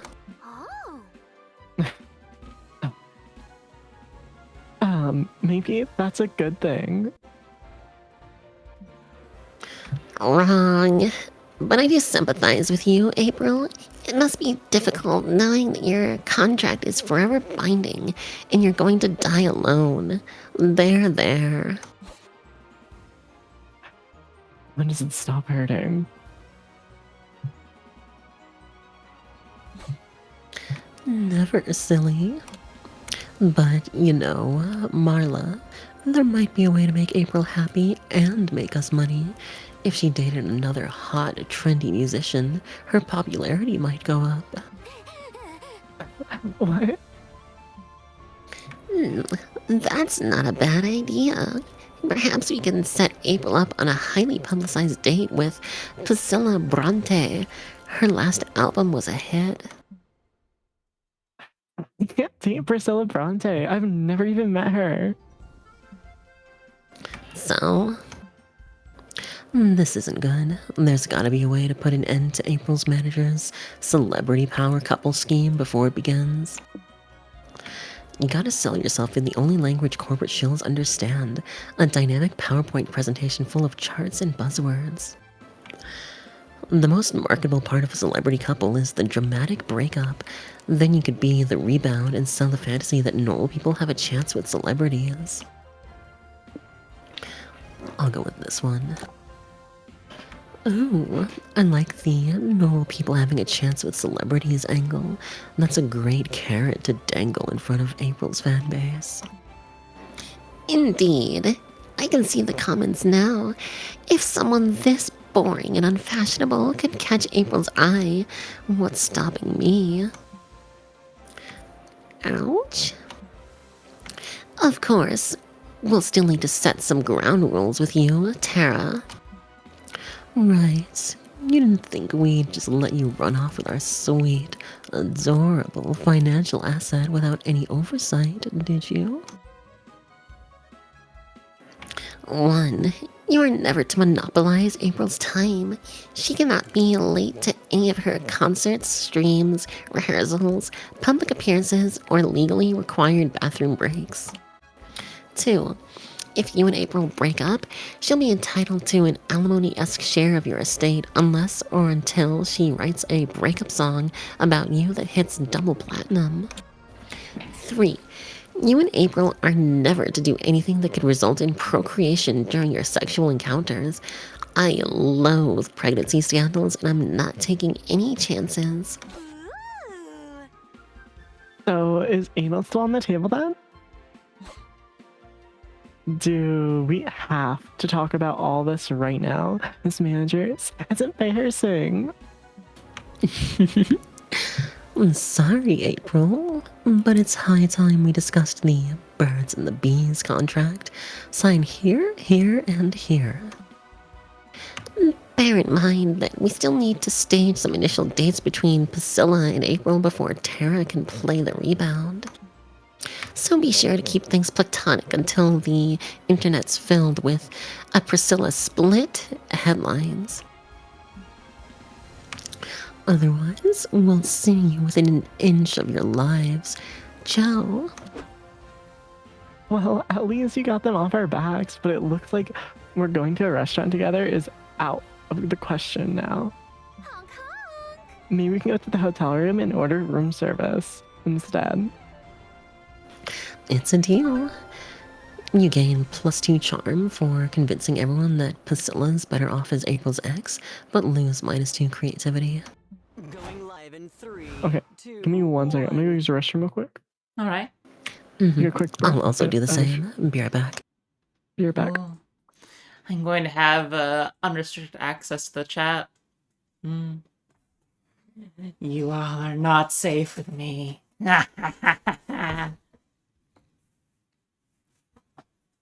They can't stop me from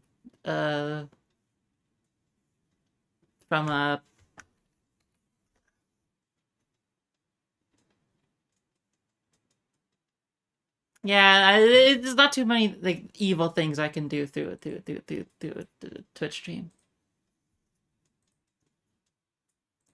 Maybe I'll just sit in silence instead. You know, wallow in the lonesomeness. They left me alone. Defend for myself. For shame, really. I don't think I'll ever forgive them. Having bodily functions in the middle of a stream.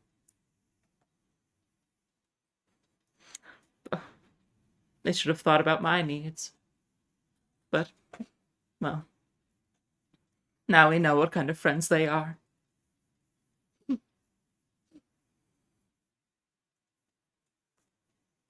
Ah, blah, blah. I'm slowly starting to realize I'm pretty sure I did do a Zoe run last game. It was like, I don't know, like half a year ago or something. I thought I did a Liam run, but I'm remembering this whole like corporate storyline thing.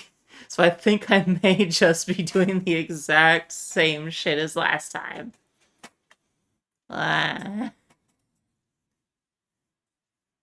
No, I wish my memory wasn't so bad. I'm back. Welcome back, Awawa. Oh, hello. Mivo. Mm-hmm. Woof, woof, woof. Other noises. Honk honk. Honk honk. Zoe is the best character. I do like her a lot. I'm back. Welcome back. Welcome back. Yeah. I like went to look over and I'm the shortest person in my fucking household. Hmm. Everyone's over 6 foot except for me. Damn. Yeah. I wish I was shorter. I want to be small. I'm 5'8". Cute. So Yeah, I'm taller than that. Damn. uh-huh.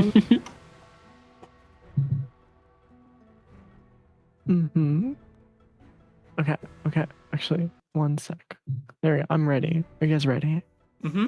You guys here? You guys here? Queer? Yeah, we're Yeah. maxing out our stats. Yeah. Woof. Yeah. Puff, puff. Treat? Treat? Are we Treat? getting a treat? Treat? Yeah. Treat? You want a treat? Treat? You're walking around the lobby when you feel a sudden urge to pee. Why is there so much like piss and shit in the past two of these? I don't understand. They know what you're about. No, none of those. I'm gonna.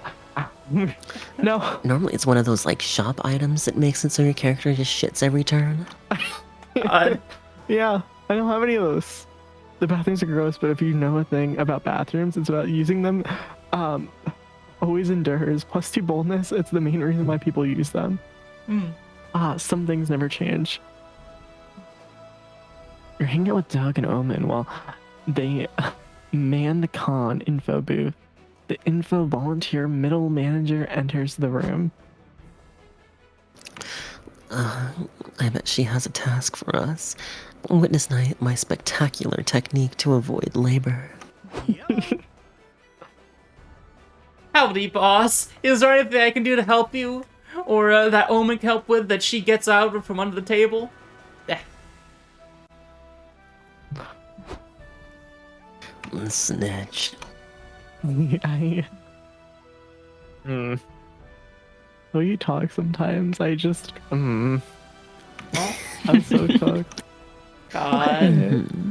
Well done, puppy. Aw. Adorable. You two are perfect for each other, aren't you? Look, I'm back. Aw, little puppy noises. Aw.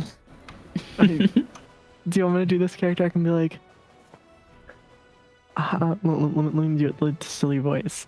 Because I have their tongue out. Just, yes, I need your help.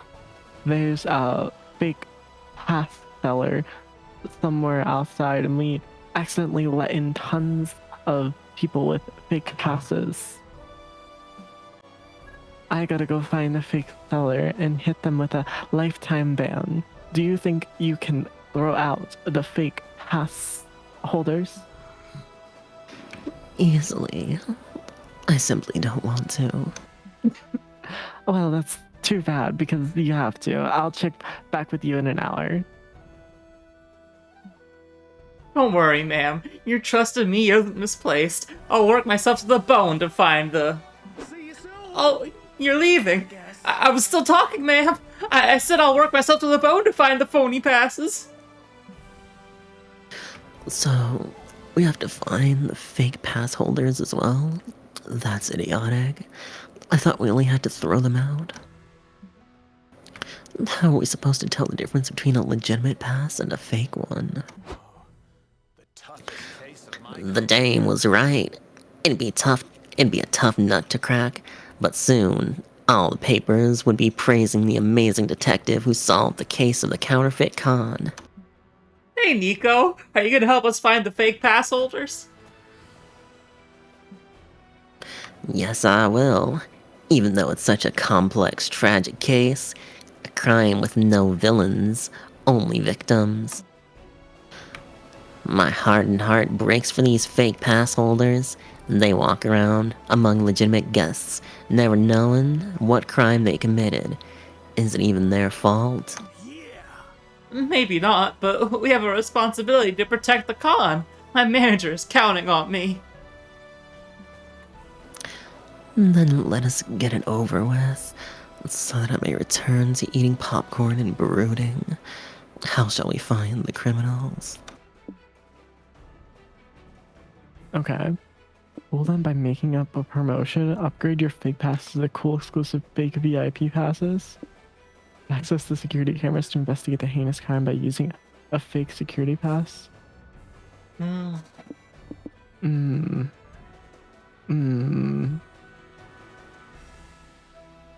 Honestly, I feel like Omen fucks with you fooling them. Yeah. Yeah. Sly move, Charlotte. We'll reel those bastards in like flies to honey. What upgrade should we offer with the fake VIP passes? We gotta make them an offer they can't refuse. Free hugs? People around here seem to love free hugs. Better. Hugs at a discounted price of $5. This way, they will know that these hugs are far more valuable than the free ones. Damn. Could we also offer free jet skis? Just imagine riding a jet ski with a VI badge around your neck.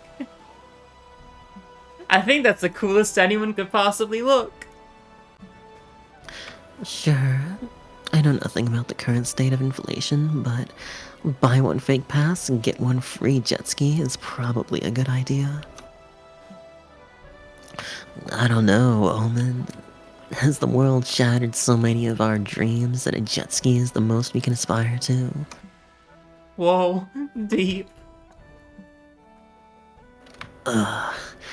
Is a free jet ski not enough for you greedy bastards? I mean, since you asked, 2 jet skis would be an even better deal. Whoa, riding 2 jet skis at once? You're conceiving levels of cool that I didn't think were even possible. You set up a stand in the merch hall and advertise your fake VIP passes, discount hugs, and complimentary jet skis. You find several fake pass holders and throw them into con jail. You still give them discounted hugs because even criminals need a hug every now and then. You gain +2 charm and lose -2 boldness. Okay. Oh, fuck. You're chilling in your hotel room, staring at the ceiling, when you're already mesmerized. Wait, when you've already memorized the ceiling, you decide to call room service. Room service asks you, how can I help you? You tell room service you memorized the ceiling because you were bored. Getting mesmerized. It turns out that room service loves your room ceiling. They've mesmerized. Damn it, you fucked me up now. They've memorized it out of boredom too. You talk about it for hours. The conversation is enriching, and it inspires you for any ceiling-themed creative projects you may have in the future. You gain +2 creativity. Sorry about that. No, it was funny. Later, you're chilling at the hotel bar with Zoe and April when Doug runs up to you. Whoa! Hey, you never guess what I found in the bathroom. Do I want to know? It wasn't anything gross.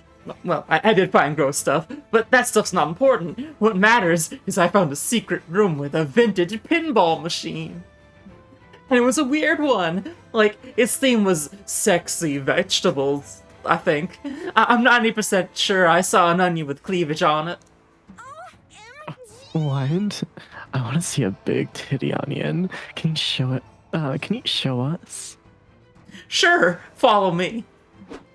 And so you all follow Doug into the public bathroom to maybe find a sexy pinball machine.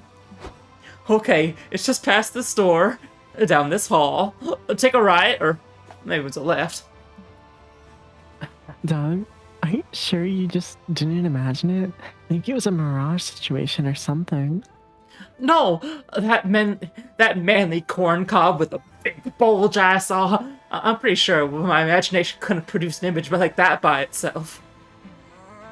April, I love you, but don't you dare stop us from finding a potential new fixation. Yeah.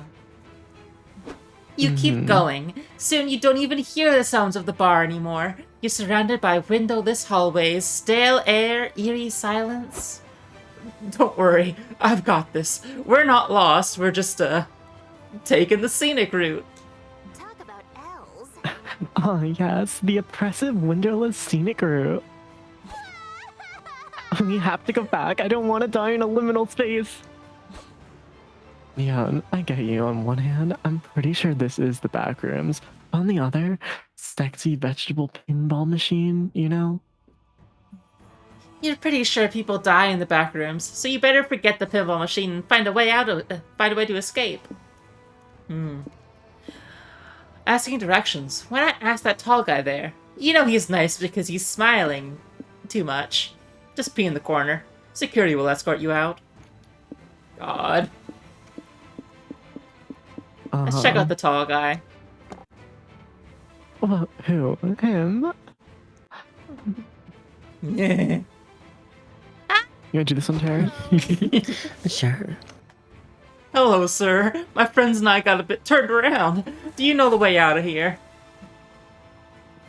The way the sexy vegetable, a pinball machine would work too, good fella.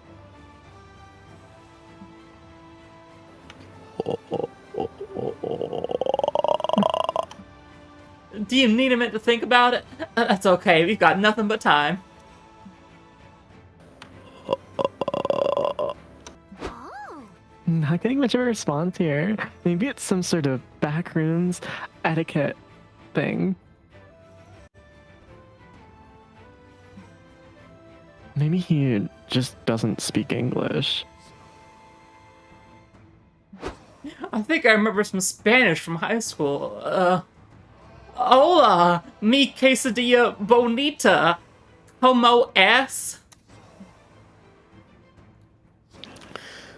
Come on, get creeped out already.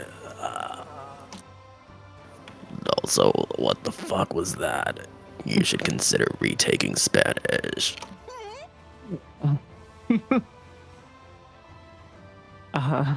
So he speaks after all. He was just a bit shy. Don't be shy. Don't be shy, little guy. We're all friends here. Shy? You're pissing me off. Why aren't you running or screaming? You're killing the whole backrooms vibe. Why would we run from you? You seem so nice with your big smile. If I've learned anything in this realm, smiling is a great way to tell people you're friendly or convince them that you're totally allowed to be trespassing. Can you leave already? I don't know, can you show us the way out? Terrifying, but inexplicably kind of sexy. Backrooms man shows you to the emergency exit, muttering the whole time. Boring. What a grumpy cat. Some people don't know how to be social, am I right? I get it. Making new friends can be hard. I might come back and see if he wants to grab lunch sometime. That sounds fun. You gain +2 charm for making a friend in the backrooms, but lose -2 boldness. Gotta make some money.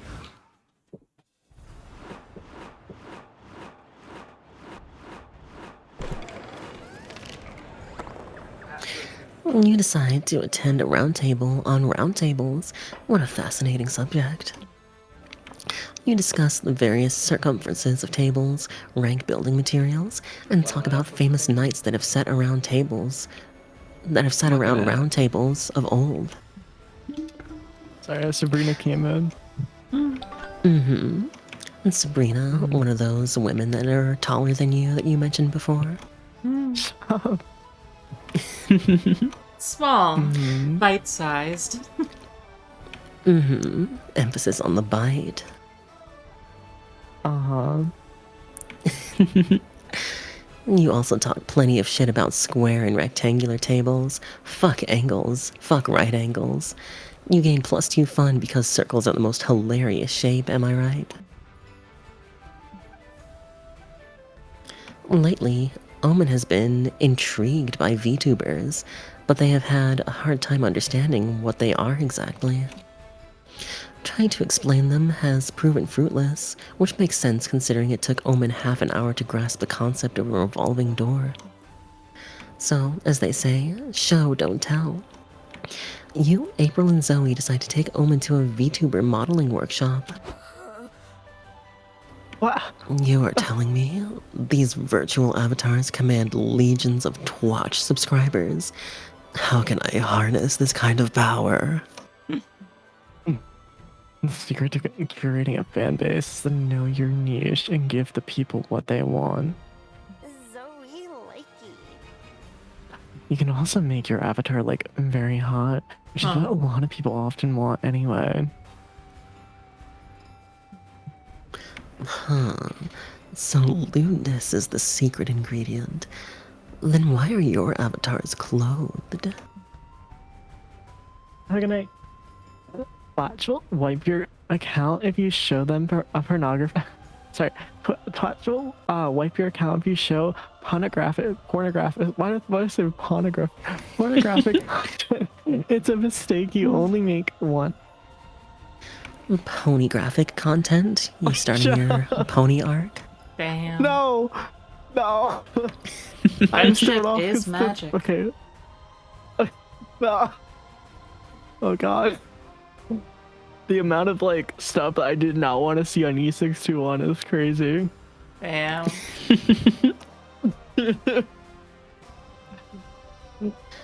What if I made mine fully clothed, but I put a big, handsome cock on their face? Does that count as too lewd? Probably.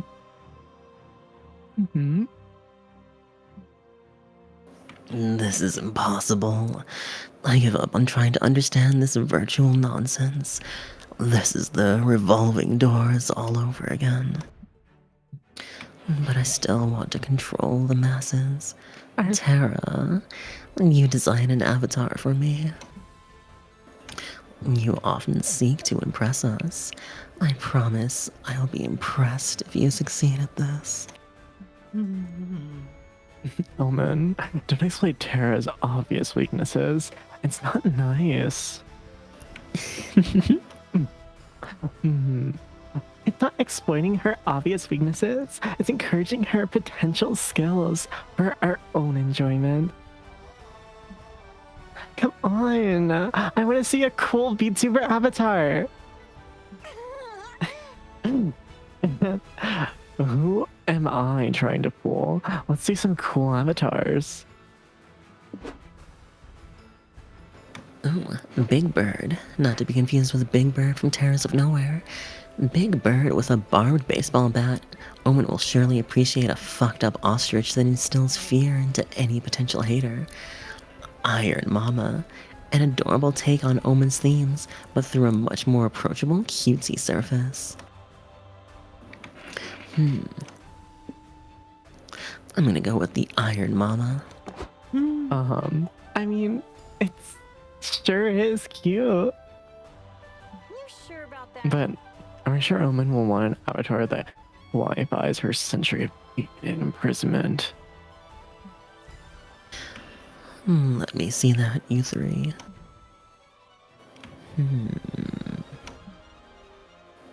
What is this thing? It is amazing! Like, good amazing? Are you kidding? It's so silly and adorable. You'd hug it if it wasn't covered in spikes. Fascinating. How enlightening it is to know that these Iron Maidens can look so silly from the outside. Because believe me, they do not feel silly inside. Yeah. It feels almost therapeutic to laugh at the device that brought me pain for so long. You could say the Iron Maiden is now filled with silliness instead of a bleeding Omen. April, don't make jokes about that. Sorry. I got you. Honk. You three hug Omen. Even if they are covered in spikes, you lose 2 boldness but gain 2 charm from choosing the silly and adorable avatar. I'll show you the way.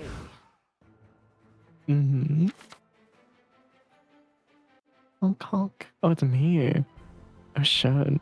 What do I want? Yeah. I guess I'm going for more boldness.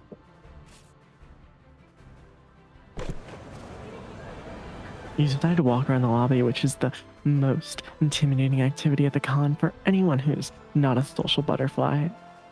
Some random people ask you to take a pic of them. You're forced to push people around to actually move. You even say bless you to someone who sneezed.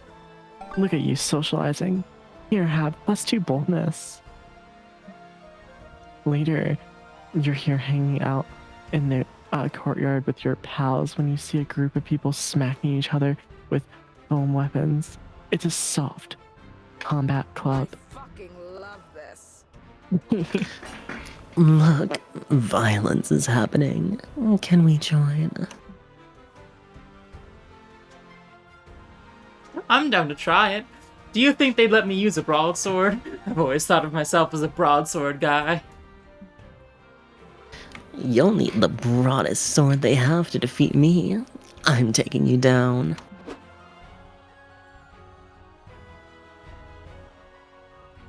Oh, sorry. Nico and Doug take up their foam weapons, enter the arena, and start fighting. Doug swings at Nico, who falls dramatically to the ground. Wow, Doug. Good swing. On one hand, I'm moderately sad that Nico is dead now, as I had grown fond of them. But on the other hand, I am happy that you finally embraced violence. Nico stands up and laughs. Haha, you're a fool if you think that's enough to take me down. Wait, how the hell did Nico survive such a blow? Do they possess some immortal-like power they haven't disclosed so far? They're only foam weapons, Omen. Nobody's really getting hurt. What? That is highly ineffective material for weapons. Who's the idiot blacksmith behind this joke? That was epic. Wow, Nico. That was fun and safe. Good match. Totally. Hey, Omen, Charlotte, we're done here. Wanna try? Of course. Come, Charlotte. Hey. Let us show these weaklings a proper duel. Aw. Luckily, I always carry my own weapons, so I can easily avoid such blunders. What? Doug lends you the foam broadsword, which doesn't make you feel protected against Omen, as she's carrying what is absolutely a real morning star. How the hell are you going to survive this? Souls Likes have taught you it's all about dodge, parry, roll. Since you aren't good at dodging or parrying, it's time to roll around Omen. Ayo. Maybe the trick for soft combat is for soft skills that they taught you on your last job: active listening, emotional intelligence, and time management. I feel like I gotta do the Souls Like. Yeah. Yeah.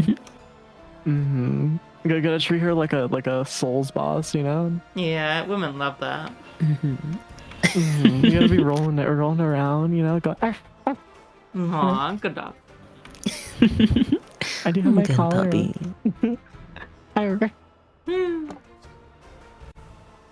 Good plan. You roll around the arena like an armadillo and crack. Owen swings wildly.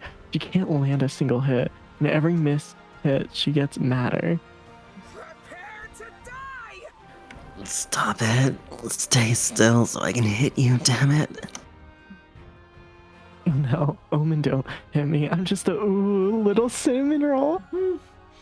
God, I don't even know what that means and it pissed me off. Don't you like my fancy rolling, Omen? It's so fancy, they should call me the Rolls Royce. Shut up. Hey Omen, guess what? Did you know what my favorite type of music is? Cowboy stuff. Ooh, I bet it's country. I've always thought she had big country energy. No, it's rock and roll, get it? Charlotte, you are the most annoying opponent I have ever faced. I'm going to smash your stupid skull open. Just when I can catch you, bastard. Woman slowly collapses to the ground and passes out from exhaustion. Seems like the real metal morning star was. What? Seems like that real metal morning star was heavy. You help Omen off the battlefield and back to your friends. You feel like you must have earned her respect. Now you bested her in soft combat. You look shattered, Omen. Do you want to go grab some food? Maybe sushi rolls? I'm going to fucking kill you. Whoa. Mm-hmm. Owen tries to choke you to death, but she's so exhausted it only killed you a little bit. Adorable. Yeah, Le Petit Mort, they call it, I think. I look, sometimes you gotta be choked a little bit. Yeah. You gain +2 fun for resorting to video game logic, but lose -2 charm. They saw you rolling and they were definitely hating. Jesus. Everybody choose a movie. Say it out loud. Okay. Okay. Alright.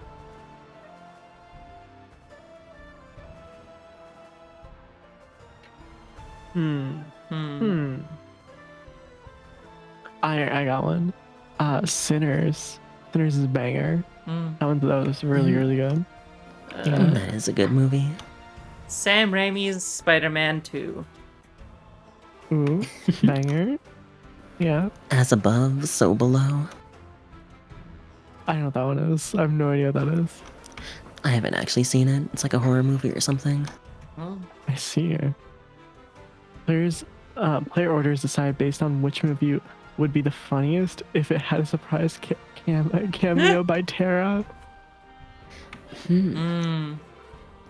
Well, I think As Above, So Below takes place in like some French crypts or something. So it's like if I just like popped out and was in there, I feel like that would be pretty funny. Just like I could be like a skeleton or a vampire or something. Just like, jumping out, scaring people.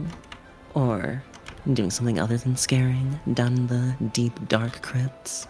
Yeah, I feel that. Being a part of a horror movie, okay, I can see it. I think also, I think the Spider-Man 2 would be kind of funny, mostly because Sam Raimi would probably make it fun. Make it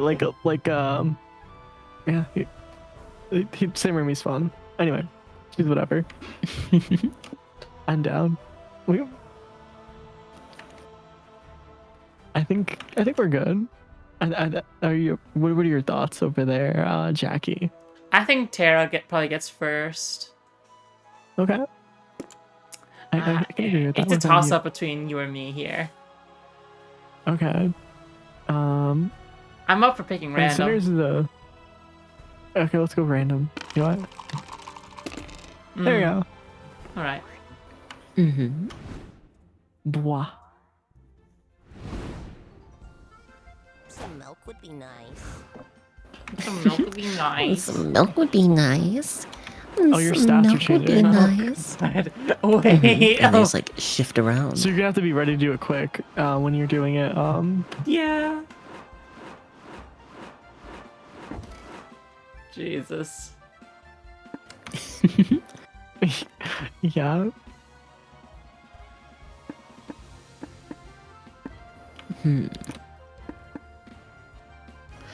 Let's talk about. Let's talk about her career. It's actually 2 careers: singing and streaming. Sorry. Both still boil down to entertaining, to eliciting emotion from an audience. When you put it like that, it makes total sense. You're like a modern update on classic clowns. Can you please tell that to my parents?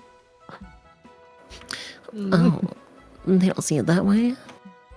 Not entirely, no. They're strict on the traditional clown career, and they don't fully approve of my career choices. Oh, sorry. Oh, that's sad. I get where they're coming from, though. We clowns have to be relatively zany and silly. It's hard to explain, but basically we're under the influence of an entity chaos and we're always fighting not to surrender to it. Oh, Jeez. Wow, that took a turn. It did, didn't it? The thing is, we have tools and practices to fight back. One of them is being a bit wacky and whatnot. Let some chaos out and avoid letting it get pent up. oh. So basically, clowns gotta be clowning. Pent up pup. Right. The clown's get a bit inflexible about it. I think it's an artist. Pent up pup. Yeah, like they're like an Aussie artist. My parents still come from a good place. They're just concerned about they're just concerned and want to make sure I don't surrender to chaos. But still, they could learn that there are other ways of clowning around, like your silly streams. Totally. Well, April, no matter what, you have my support. I know that it doesn't matter what your career is, you'll always be a world-class clown. Shut up, you little smart Alec.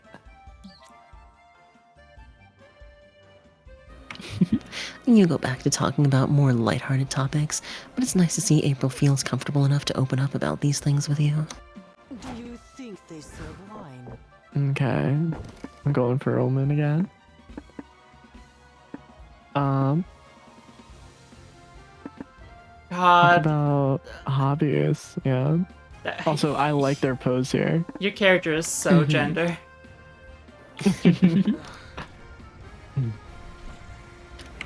Eating hot dogs. What? That isn't a hobby. A pastime, then? It surely is a way in which I adore passing my time. You really like hot dogs. I do. And one thing I do not like, doctors. They keep telling me I should not eat so many hot dogs. Complete morons. Hot dogs. Hands down the best thing to happen to me after imprisonment. But wait, aren't hot dogs a thing that existed for more than 100 years? I'm pretty sure they invented Frankfurt in the late 15th century. Yikes. Dang, why does your brain retain these things but not my old passwords? Do not beat yourself up, Charlotte. I can do that for you plenty. Your brain isn't the greatest asset, but this is something we have all accepted by now. You should accept it too. Yeah, Yeah, just brain off, no thought. head empty. Head empty. Or if you're a Jackie, just completely mesmerized. I'm biting you. Oh, you're gonna bite me. And I'm sure you'll like it.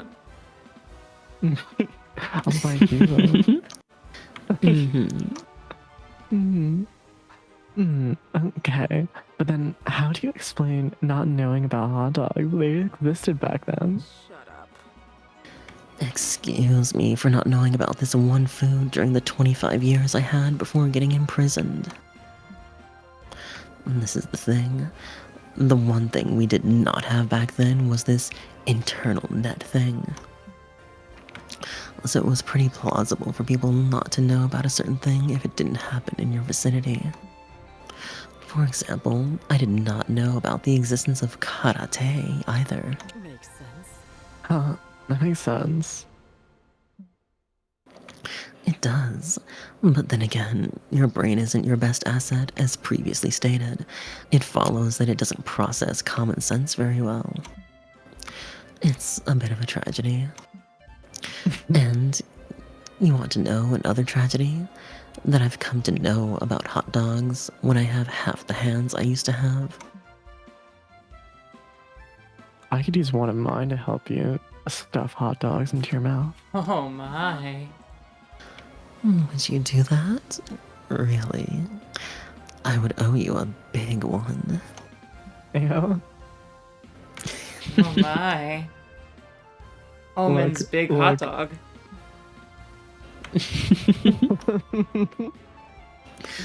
Sorry for being mean to you, Charlotte.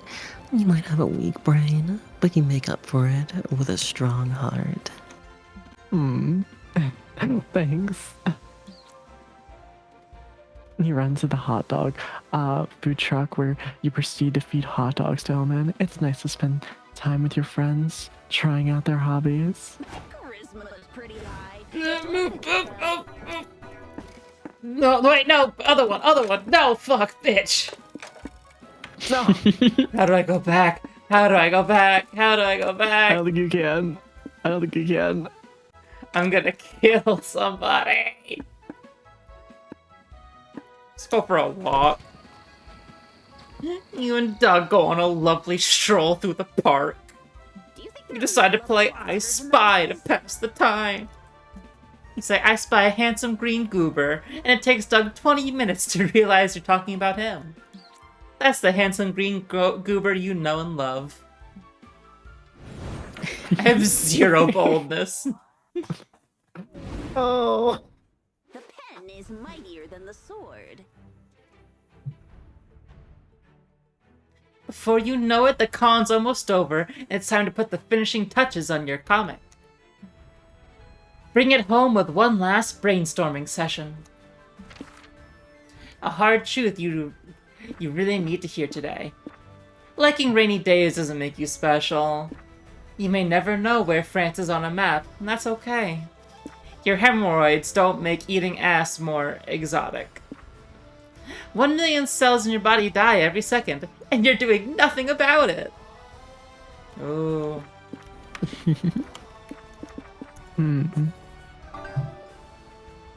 Let's make a masterpiece. Okay, what trend is becoming overused instead of long non-dialogue sequences as award bait? When they take a well-known intellectual property and twist it. Cute things that are clearly hiding something. Gun juggling. If I have to watch another movie with gun juggling, so help me.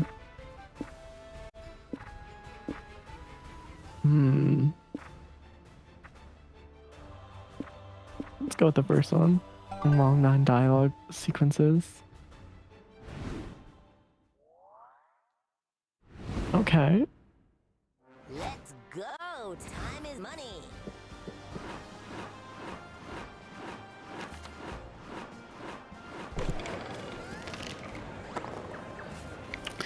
Walking around the community zone, you see several congoers playing a match.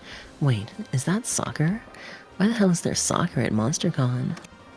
A congoer sees you fuming and tells you, oh, it's not soccer, it's actually LARP foosball. Oh. What a relief. You have +2 fun watching the game, safe knowing you don't have to watch a real sport.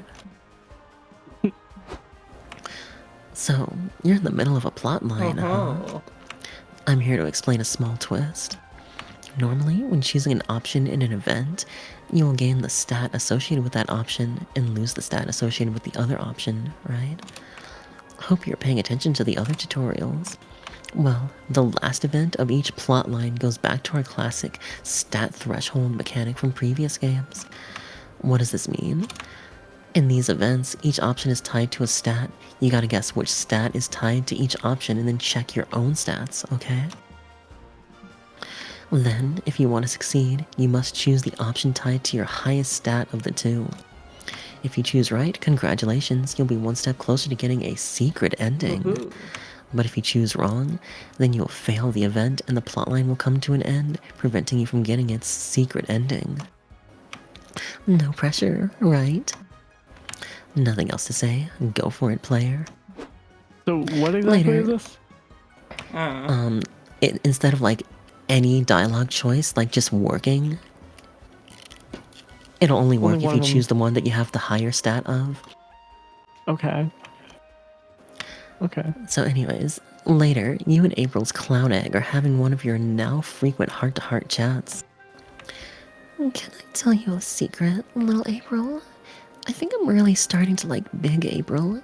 And this might be crazy, but I think she might like me too. But you can't tell her, okay? Not even the telepathic connection I'm convinced you two share. Then your alarm goes off, April's done with work for the day. You stuff little April in your pocket and run to meet up with her big sister. Hi, cutie pie. That's crazy.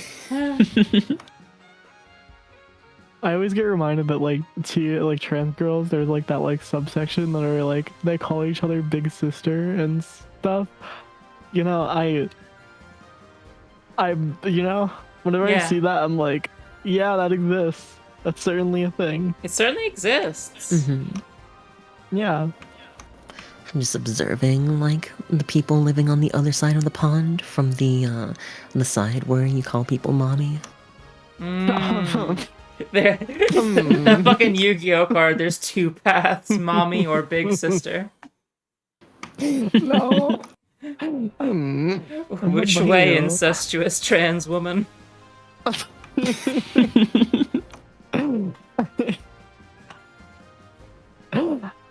Hi, Tara. It's great to see you. What do you want to do now that I'm free?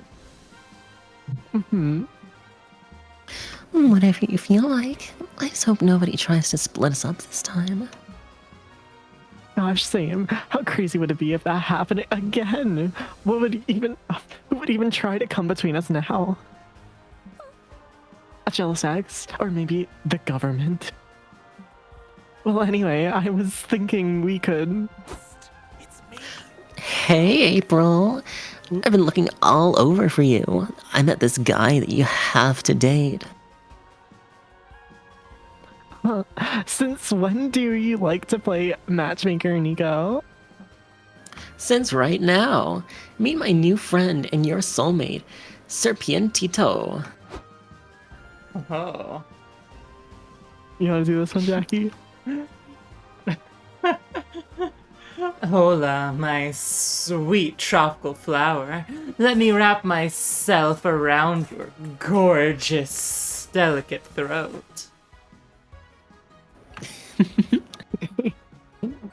You're joking, right? I would never joke about the true love between a clown and a sexy snake. Damn, little April. Should have known there'd be another bump in the road to making Big April mine. What the heck, Tara? I thought you registered my clown egg days ago. Instead, you're just talking to it? That's so creepy. This seems like a bad time.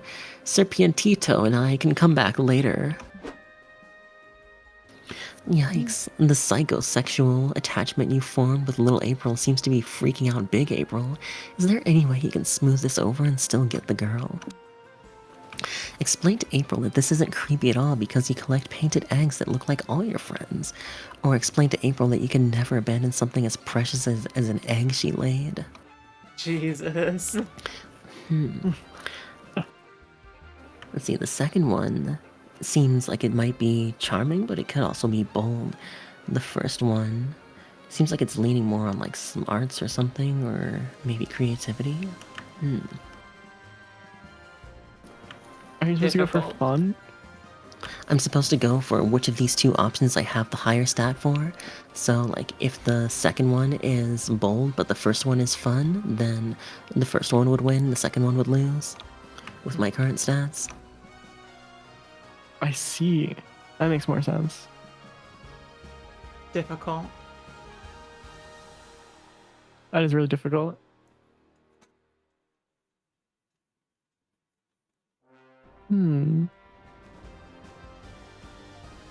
Yeah. I think I'm leaning more on the second one. Alright. I think so too. Yeah.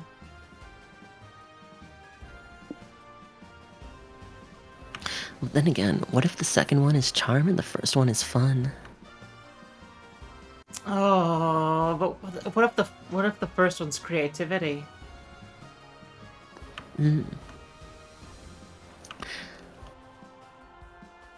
Hmm. Huh. Hmm. But what if the second one is boldness?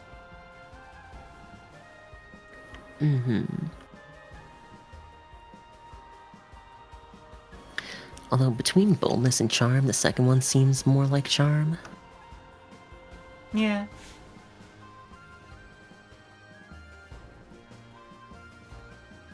Yeah, I think you got What it. if the first one is fun? Yeah. I'm still leaning towards the second one. I'm gonna go with the second Yeah. one. Follow your heart. Explain to April that you could never abandon something as precious as an egg she laid. It was charm. What? You heard me. How could you ask me to abandon your precious child at some cold, unloving registry? You really think I laid the egg? Well, yeah. Out of your clown cloaca, I assume. What? Oh, you didn't know? Sex ed is really going downhill, huh? The cloaca is an orifice that ejects all lower bodily excretions, such as poop, eggs, and... I know what a fucking cloaca is. I just don't have one. I mean, where did you get these weird assumptions on clown anatomy exactly? The Wikipedia page for clowns and fish. I didn't expect so much overlap in those two species, but I'm not one to judge. I think you read the page for clownfish, and fish and clowns are extremely different anatomies for the record. They do? Jeez, no wonder I flunked biology. Either way, I'm really sorry I didn't register your egg. I just thought it was an important part of you, and, well, you're really important to me. You're such a silly goose. You silly goo. I can't stay mad at you, even when you're being a bit of an idiot, especially you, Ben Alcock. Look at that. Being an idiot finally got you laid. Never give up on your dreams. You and April go out to a dinner to celebrate. You order an omelet in little April's honor with a side of hash browns and +2 charm. Going live in 3, Okay. 2, 1. Alright. Let's go to the... So, we need charm. Maybe one of these will give me more charm. It's the vendors, I think. Yeah. Maybe the hotel will have charm. Or maybe that will be the move. Okay. No, So that's you're outside. Okay. Oh, it's because of the thingy. Well, I was trying to think of one where like I can try to play into charm where a charm might be more of one of the options at a location. If that makes Yeah. sense. Oh, yeah, like the pick one or the other option. Yeah. Mm-hmm. Okay. You're outside the con when you see a bunch of sleepy looking people sitting down. probably Hey, no welcome to deadlock. the smokers person chat. lounge. One of them says to you, there's no smokers I'm lounge. EP. So we decided to make one out here. What a puff, he asks. You've seen too many PSAs to saying yes to jobs. But you strike up a conversation to them while they get high off their asses. They have interesting opinions on snacks, ASMR, and 2001's A Space Odyssey. Listening to them and inhaling their weed fumes gives you +2 creativity. Later, you invite Omen to wind down and watch a movie at the hotel. Finally, you two spend some much needed one-on-one time together. This is peak cinema and exceptionally relatable. What did you say it was called?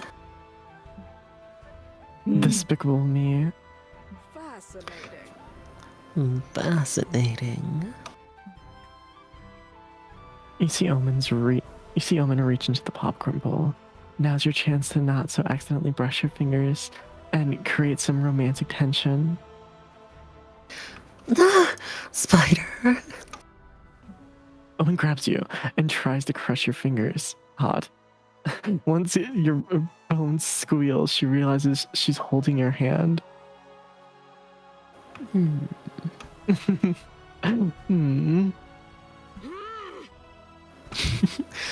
Stop staring at me with that dumb face. It socks you in the jaw. Hot. But also ow. My apologies. I have cuteness aggression. Aw, you saying I'm cute? No. Yes? I don't know. Shut the fuck up. She punches you again. One more round of flirting, and you're gonna end up eating your teeth. Still, it's clear that Omen at least kind of likes you. Surely there's something you can do to help her relax and open up to you. Omen can't remove her Iron Maiden, but it sure looks uncomfortable. Offer to get inside and give her a much needed back rub. Ooh. I feel like that's bold. Or either charm. Mm. And then she's been imprisoned in an enclosed space for more than a century. Maybe she's into that.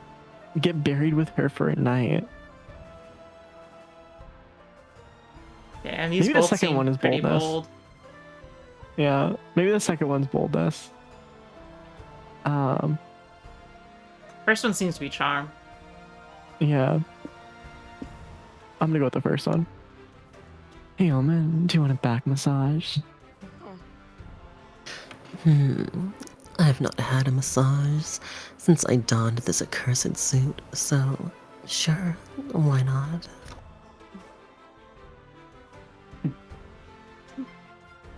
Sure, why not? The three most romantic words in the English language. You shimmy your way in between Omen's back and her cape. You immediately hit with the agonizing pain of dozens of spikes piercing your flesh. But you're also hit with the warmth and sensual curves of Omen's butt, so it's pretty much cancels out. This is nicer than I thought. That feels nice. I. Yeah. Yeah. Yeah. Yep. Yeah, Jackie? Yeah. Mhm.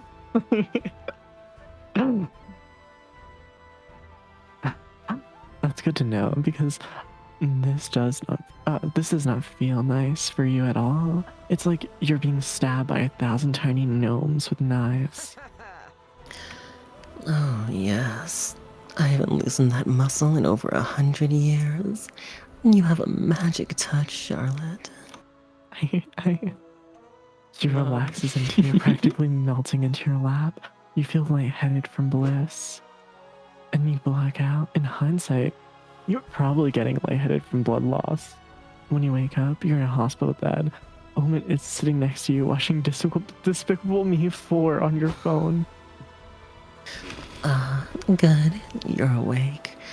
I noticed that you fainted while you were giving me that spectacular back rub. At first, I was upset that you stopped massaging me, but then I realized you were dying and brought you to the hospital. You are welcome for that. As repayment for saving your life, perhaps you could give me another back rub.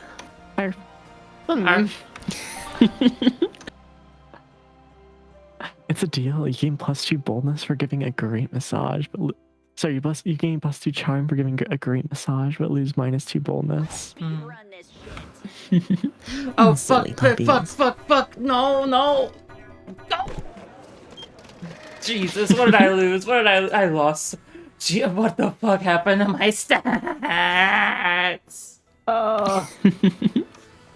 You open... You're just getting dumber. Shut up. For fan signs full of badly cropped pictures of you. I think you should be disturbed. There was a line in there that got skipped. At the stand, you find a fanzine vendor. You ask her what her zines are about. They're about you, she replies. You open one of her fanzines, and it's full of badly cropped pictures of you. You feel like you should be disturbed, but you also feel flattered. You buy a copy. Dang, some of these pics you haven't even seen before. You're bowled over by your own charm. You spot Zoe and Doug having a thoughtful conversation, so you decide to pop over and be nosy. Yeah, I wish I could be more popular, but it's hard to know how to even start talking to new people. It's easy.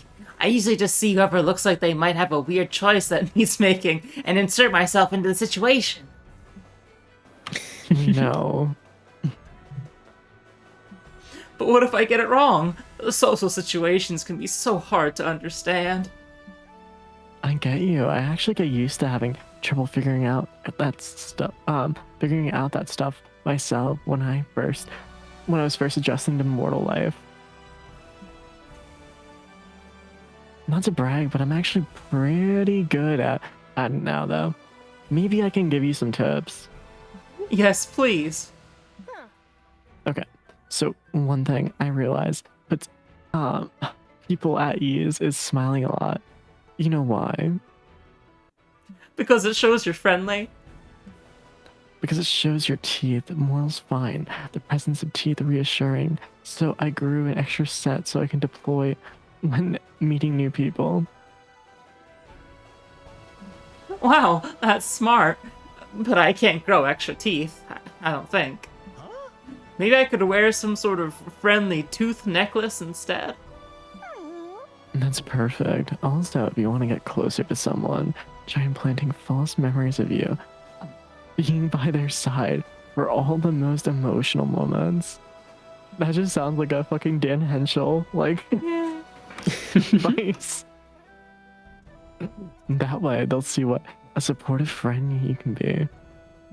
Oh, I see.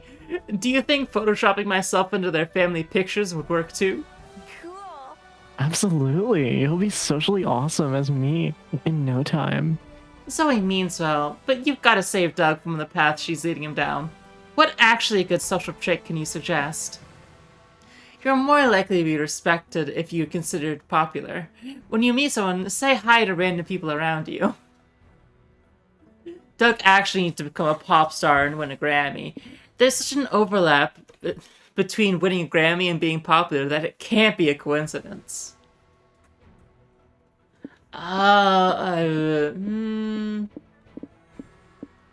First one seems pretty charming. But it's the second one fun.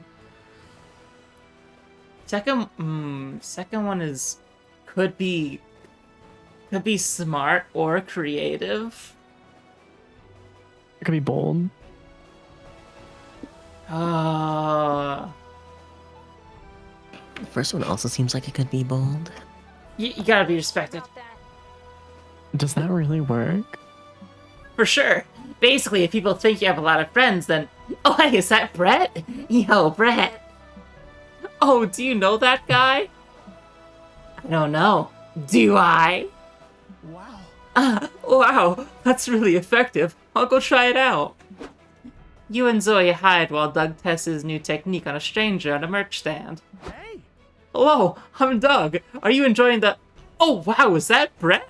Hey, man.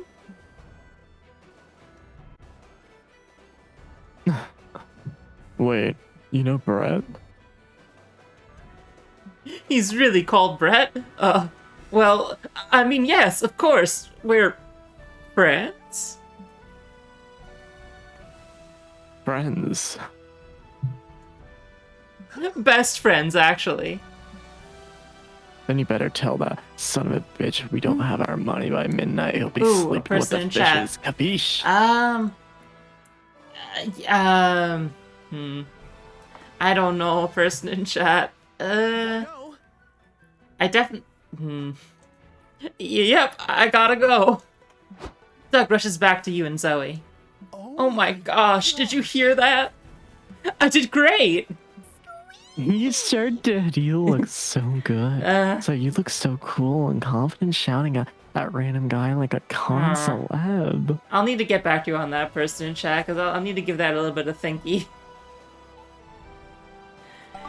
You still can't believe that guy really was called Brett. Well, you What are the odds? You lose 2 creativity, but you gain +2 charm. Last day of the con. Okay. Alright, now I can think. Tara, who you picking? Um, I'm going for that clown. The Cliffy. Mhm. Going straight for the Clissy. Definitely examining those feelings is Mhm. maybe a good idea. You know, figuring out why you are consumed with them. Alright. I'm gonna finally try to go for Roman. Yeah. Or, you know, just trying to take some time for yourself to, you know, Alright. It rest is your brain a bit. your turn, Jackie. I don't know. I mean, we'll see if you can get her. Mm-hmm. Oh, the comic! Oh, what's her comic looking like? Finally, the art gang gathers round to put all the pieces of your greatest masterpiece together. Time to see the fruits of your labor. This is the story of 5 friends who must balance everyday life with fighting evil. They are magical girls who channel their powers from other people's anuses. Miranda is their leader. She's a powerful warrior with a strong sense of justice, but in her everyday life, she's a clumsy girl just trying her best. So relatable. People will go, she's literally me for real, when they see her most relatable quirk. She murders people who don't compliment her hair. Masked Dahlia is our love interest. She's a masked vigilante who has loads of sexual tension with Miranda. Little do they know, they already know each other. For behind the mask, she's actually Dahlia, Miranda's neighbor. Masked Dahlia will help the magical girls armed with her iconic magical weapon, a fancy-looking flower-themed gun. The Ring Mistress is our main villain, a powerful circus-themed sorceress who's bent on destroying the world. And no magical girl fiction would be complete without an incredibly dark twist. A terrible situation forces the main character to eat her own sister.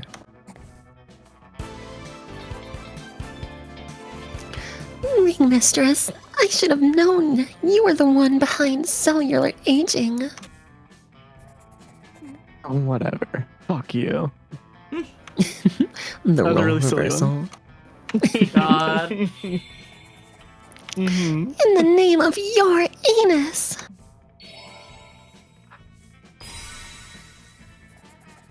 I'll punish you. Nah, I just did my nails. There's no way I'm fighting him.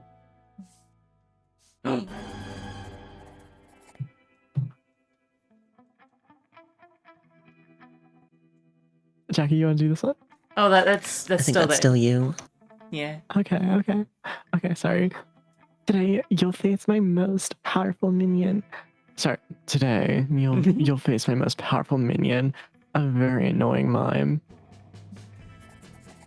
To be continued. To be continued. That was really goofy. You finally gather your courage to ask Zoe to go to the con after party with you. You want to go to the party with me?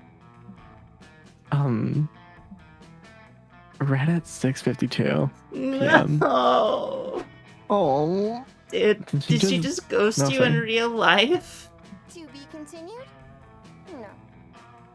no. No. Rejection hurts, so you brought a self-help book to help you through these trying times. It's called The 5 Stages of Rejection Grief, How to Accept That You're Going to Die Alone. The first few chapters were pretty good, but then the book suddenly started begging Jessica to come home. I can't do this without you. Please, please, please. Maybe acceptance is a pipe dream. At least you and the author can cry over Jessica together. Okay. You finally gathered your courage and asked your beloved badass villain to go to the con after party with you. You are asking me on a date? Just like that? Mm-hmm. And how times have changed. Previously, my suitors would have groveled at my feet just to feel my hand wrapped around their throat. Jesus. Mm-hmm. I Look, I'll do both. Look. Okay. I mean, I could be persuaded to do that if you want. Later, perhaps. For now, let us party. Why are you yelling? The after party, it was glorious. Omen arrived in their finest armor, wielding their finest flail, and announced that they are here to conquer the festival. Let them conquer me.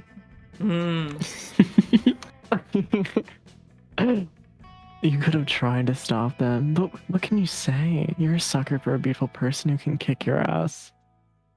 The cops aren't, though.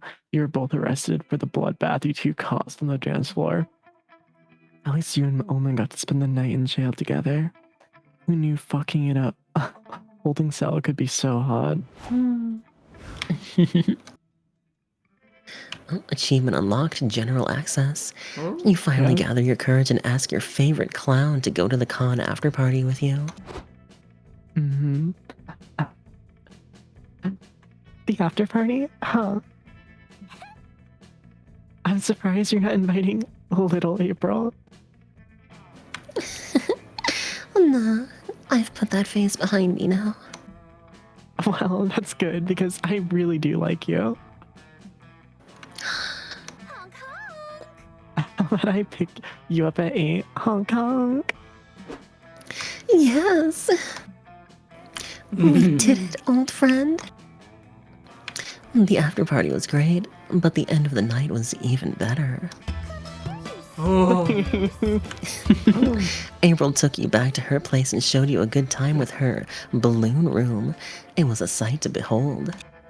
In a way, you're grateful for all the hoops you had to jump through to date her, since they led to this night of warm, balloony bliss. And soon after the con was over, you and April went together to give little April to the Clown Egg Registry. It was a tearful farewell. Honk honk. I didn't get a secret We ending. got one of the okay. secret ending. Oh. We got one. We got the first one. Okay. So there's so much content. Mhm. Ah. Hmm. Yeah. Ah, wah, wah. Ah, blah, blah. Oh, Before we knew it, the con had ended. It was just 4 days, but we could swear it felt like an entire lifetime. All sorts of misadventures took place, entire friendships blossomed, and we ourselves changed as people. The idea of going back to our day-to-day lives made us feel a little disorientated. Promises were made of not growing apart, of meeting again soon. Still, we would lie if we said it didn't feel a bit sad to leave all that behind. But as each of us went our own way, we realized that wherever we went, these people would be there with us. And with that came a truth that to this day we hold close to our heart. That no matter where we are, we belong.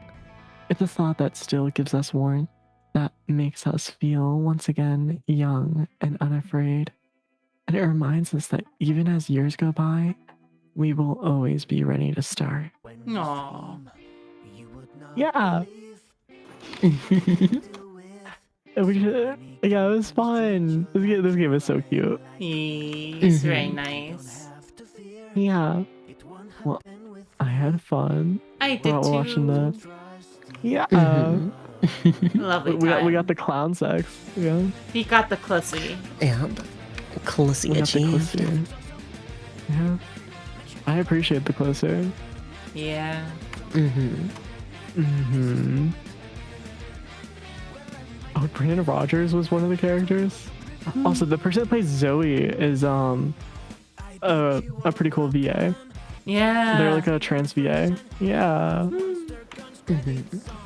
They played Chill Chuck in Delicious in Dungeon. Or Yeah. Dungeon Meshi. What's their name Yeah. again? There's Shinji too. Casey.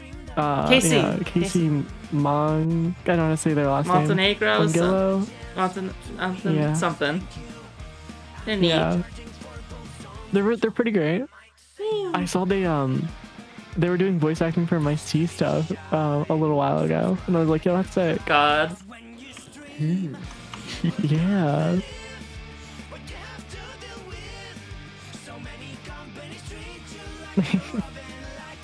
They're so adorable. I love Omen. Same with the clown girl.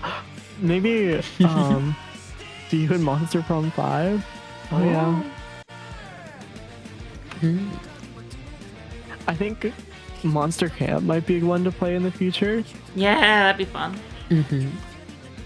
That one is mostly at the camp, and there's different characters there. This is a new cast of this game. Oh. The character that you played as is she's like one of the love interests in like Monster Camp. Jackie. Yes, yes, yes! Yeah. they're a You've love just interest. unlocked a new plot line. A new outfit. Okay. This is great. I'm very excited for the future. I had a lot of fun. Me too. Should probably call it quits here for now. Yeah, I'm quite tired. It was a lot. I hope you guys have a wonderful rest of your day. I'm gonna end stream here. I'm gonna go do some puppy tasks. You know, I'm just gonna go be a little mutt. Oh yeah, mud it up. Yeah. Butter Mutt up. maxing to the max. Whoa. Not that. Okay. Well, I hope you guys have a wonderful rest of your day. Yeah. Boah. Boah. I will see y'all next time. See you next time. See you next time. It was nice having you. It was lovely to be Yeah. here. Lovely to be had. Yeah. Wow. Wow. Okay. Let's I just end the stream now. let's raid into Benny. Benny's playing NTE, Neverness to Everness. I don't know what the hell that is, but I'm gonna find out. Let's check it out. I will see everybody next Monday. Yeah. See you next Monday, everybody. Bye bye.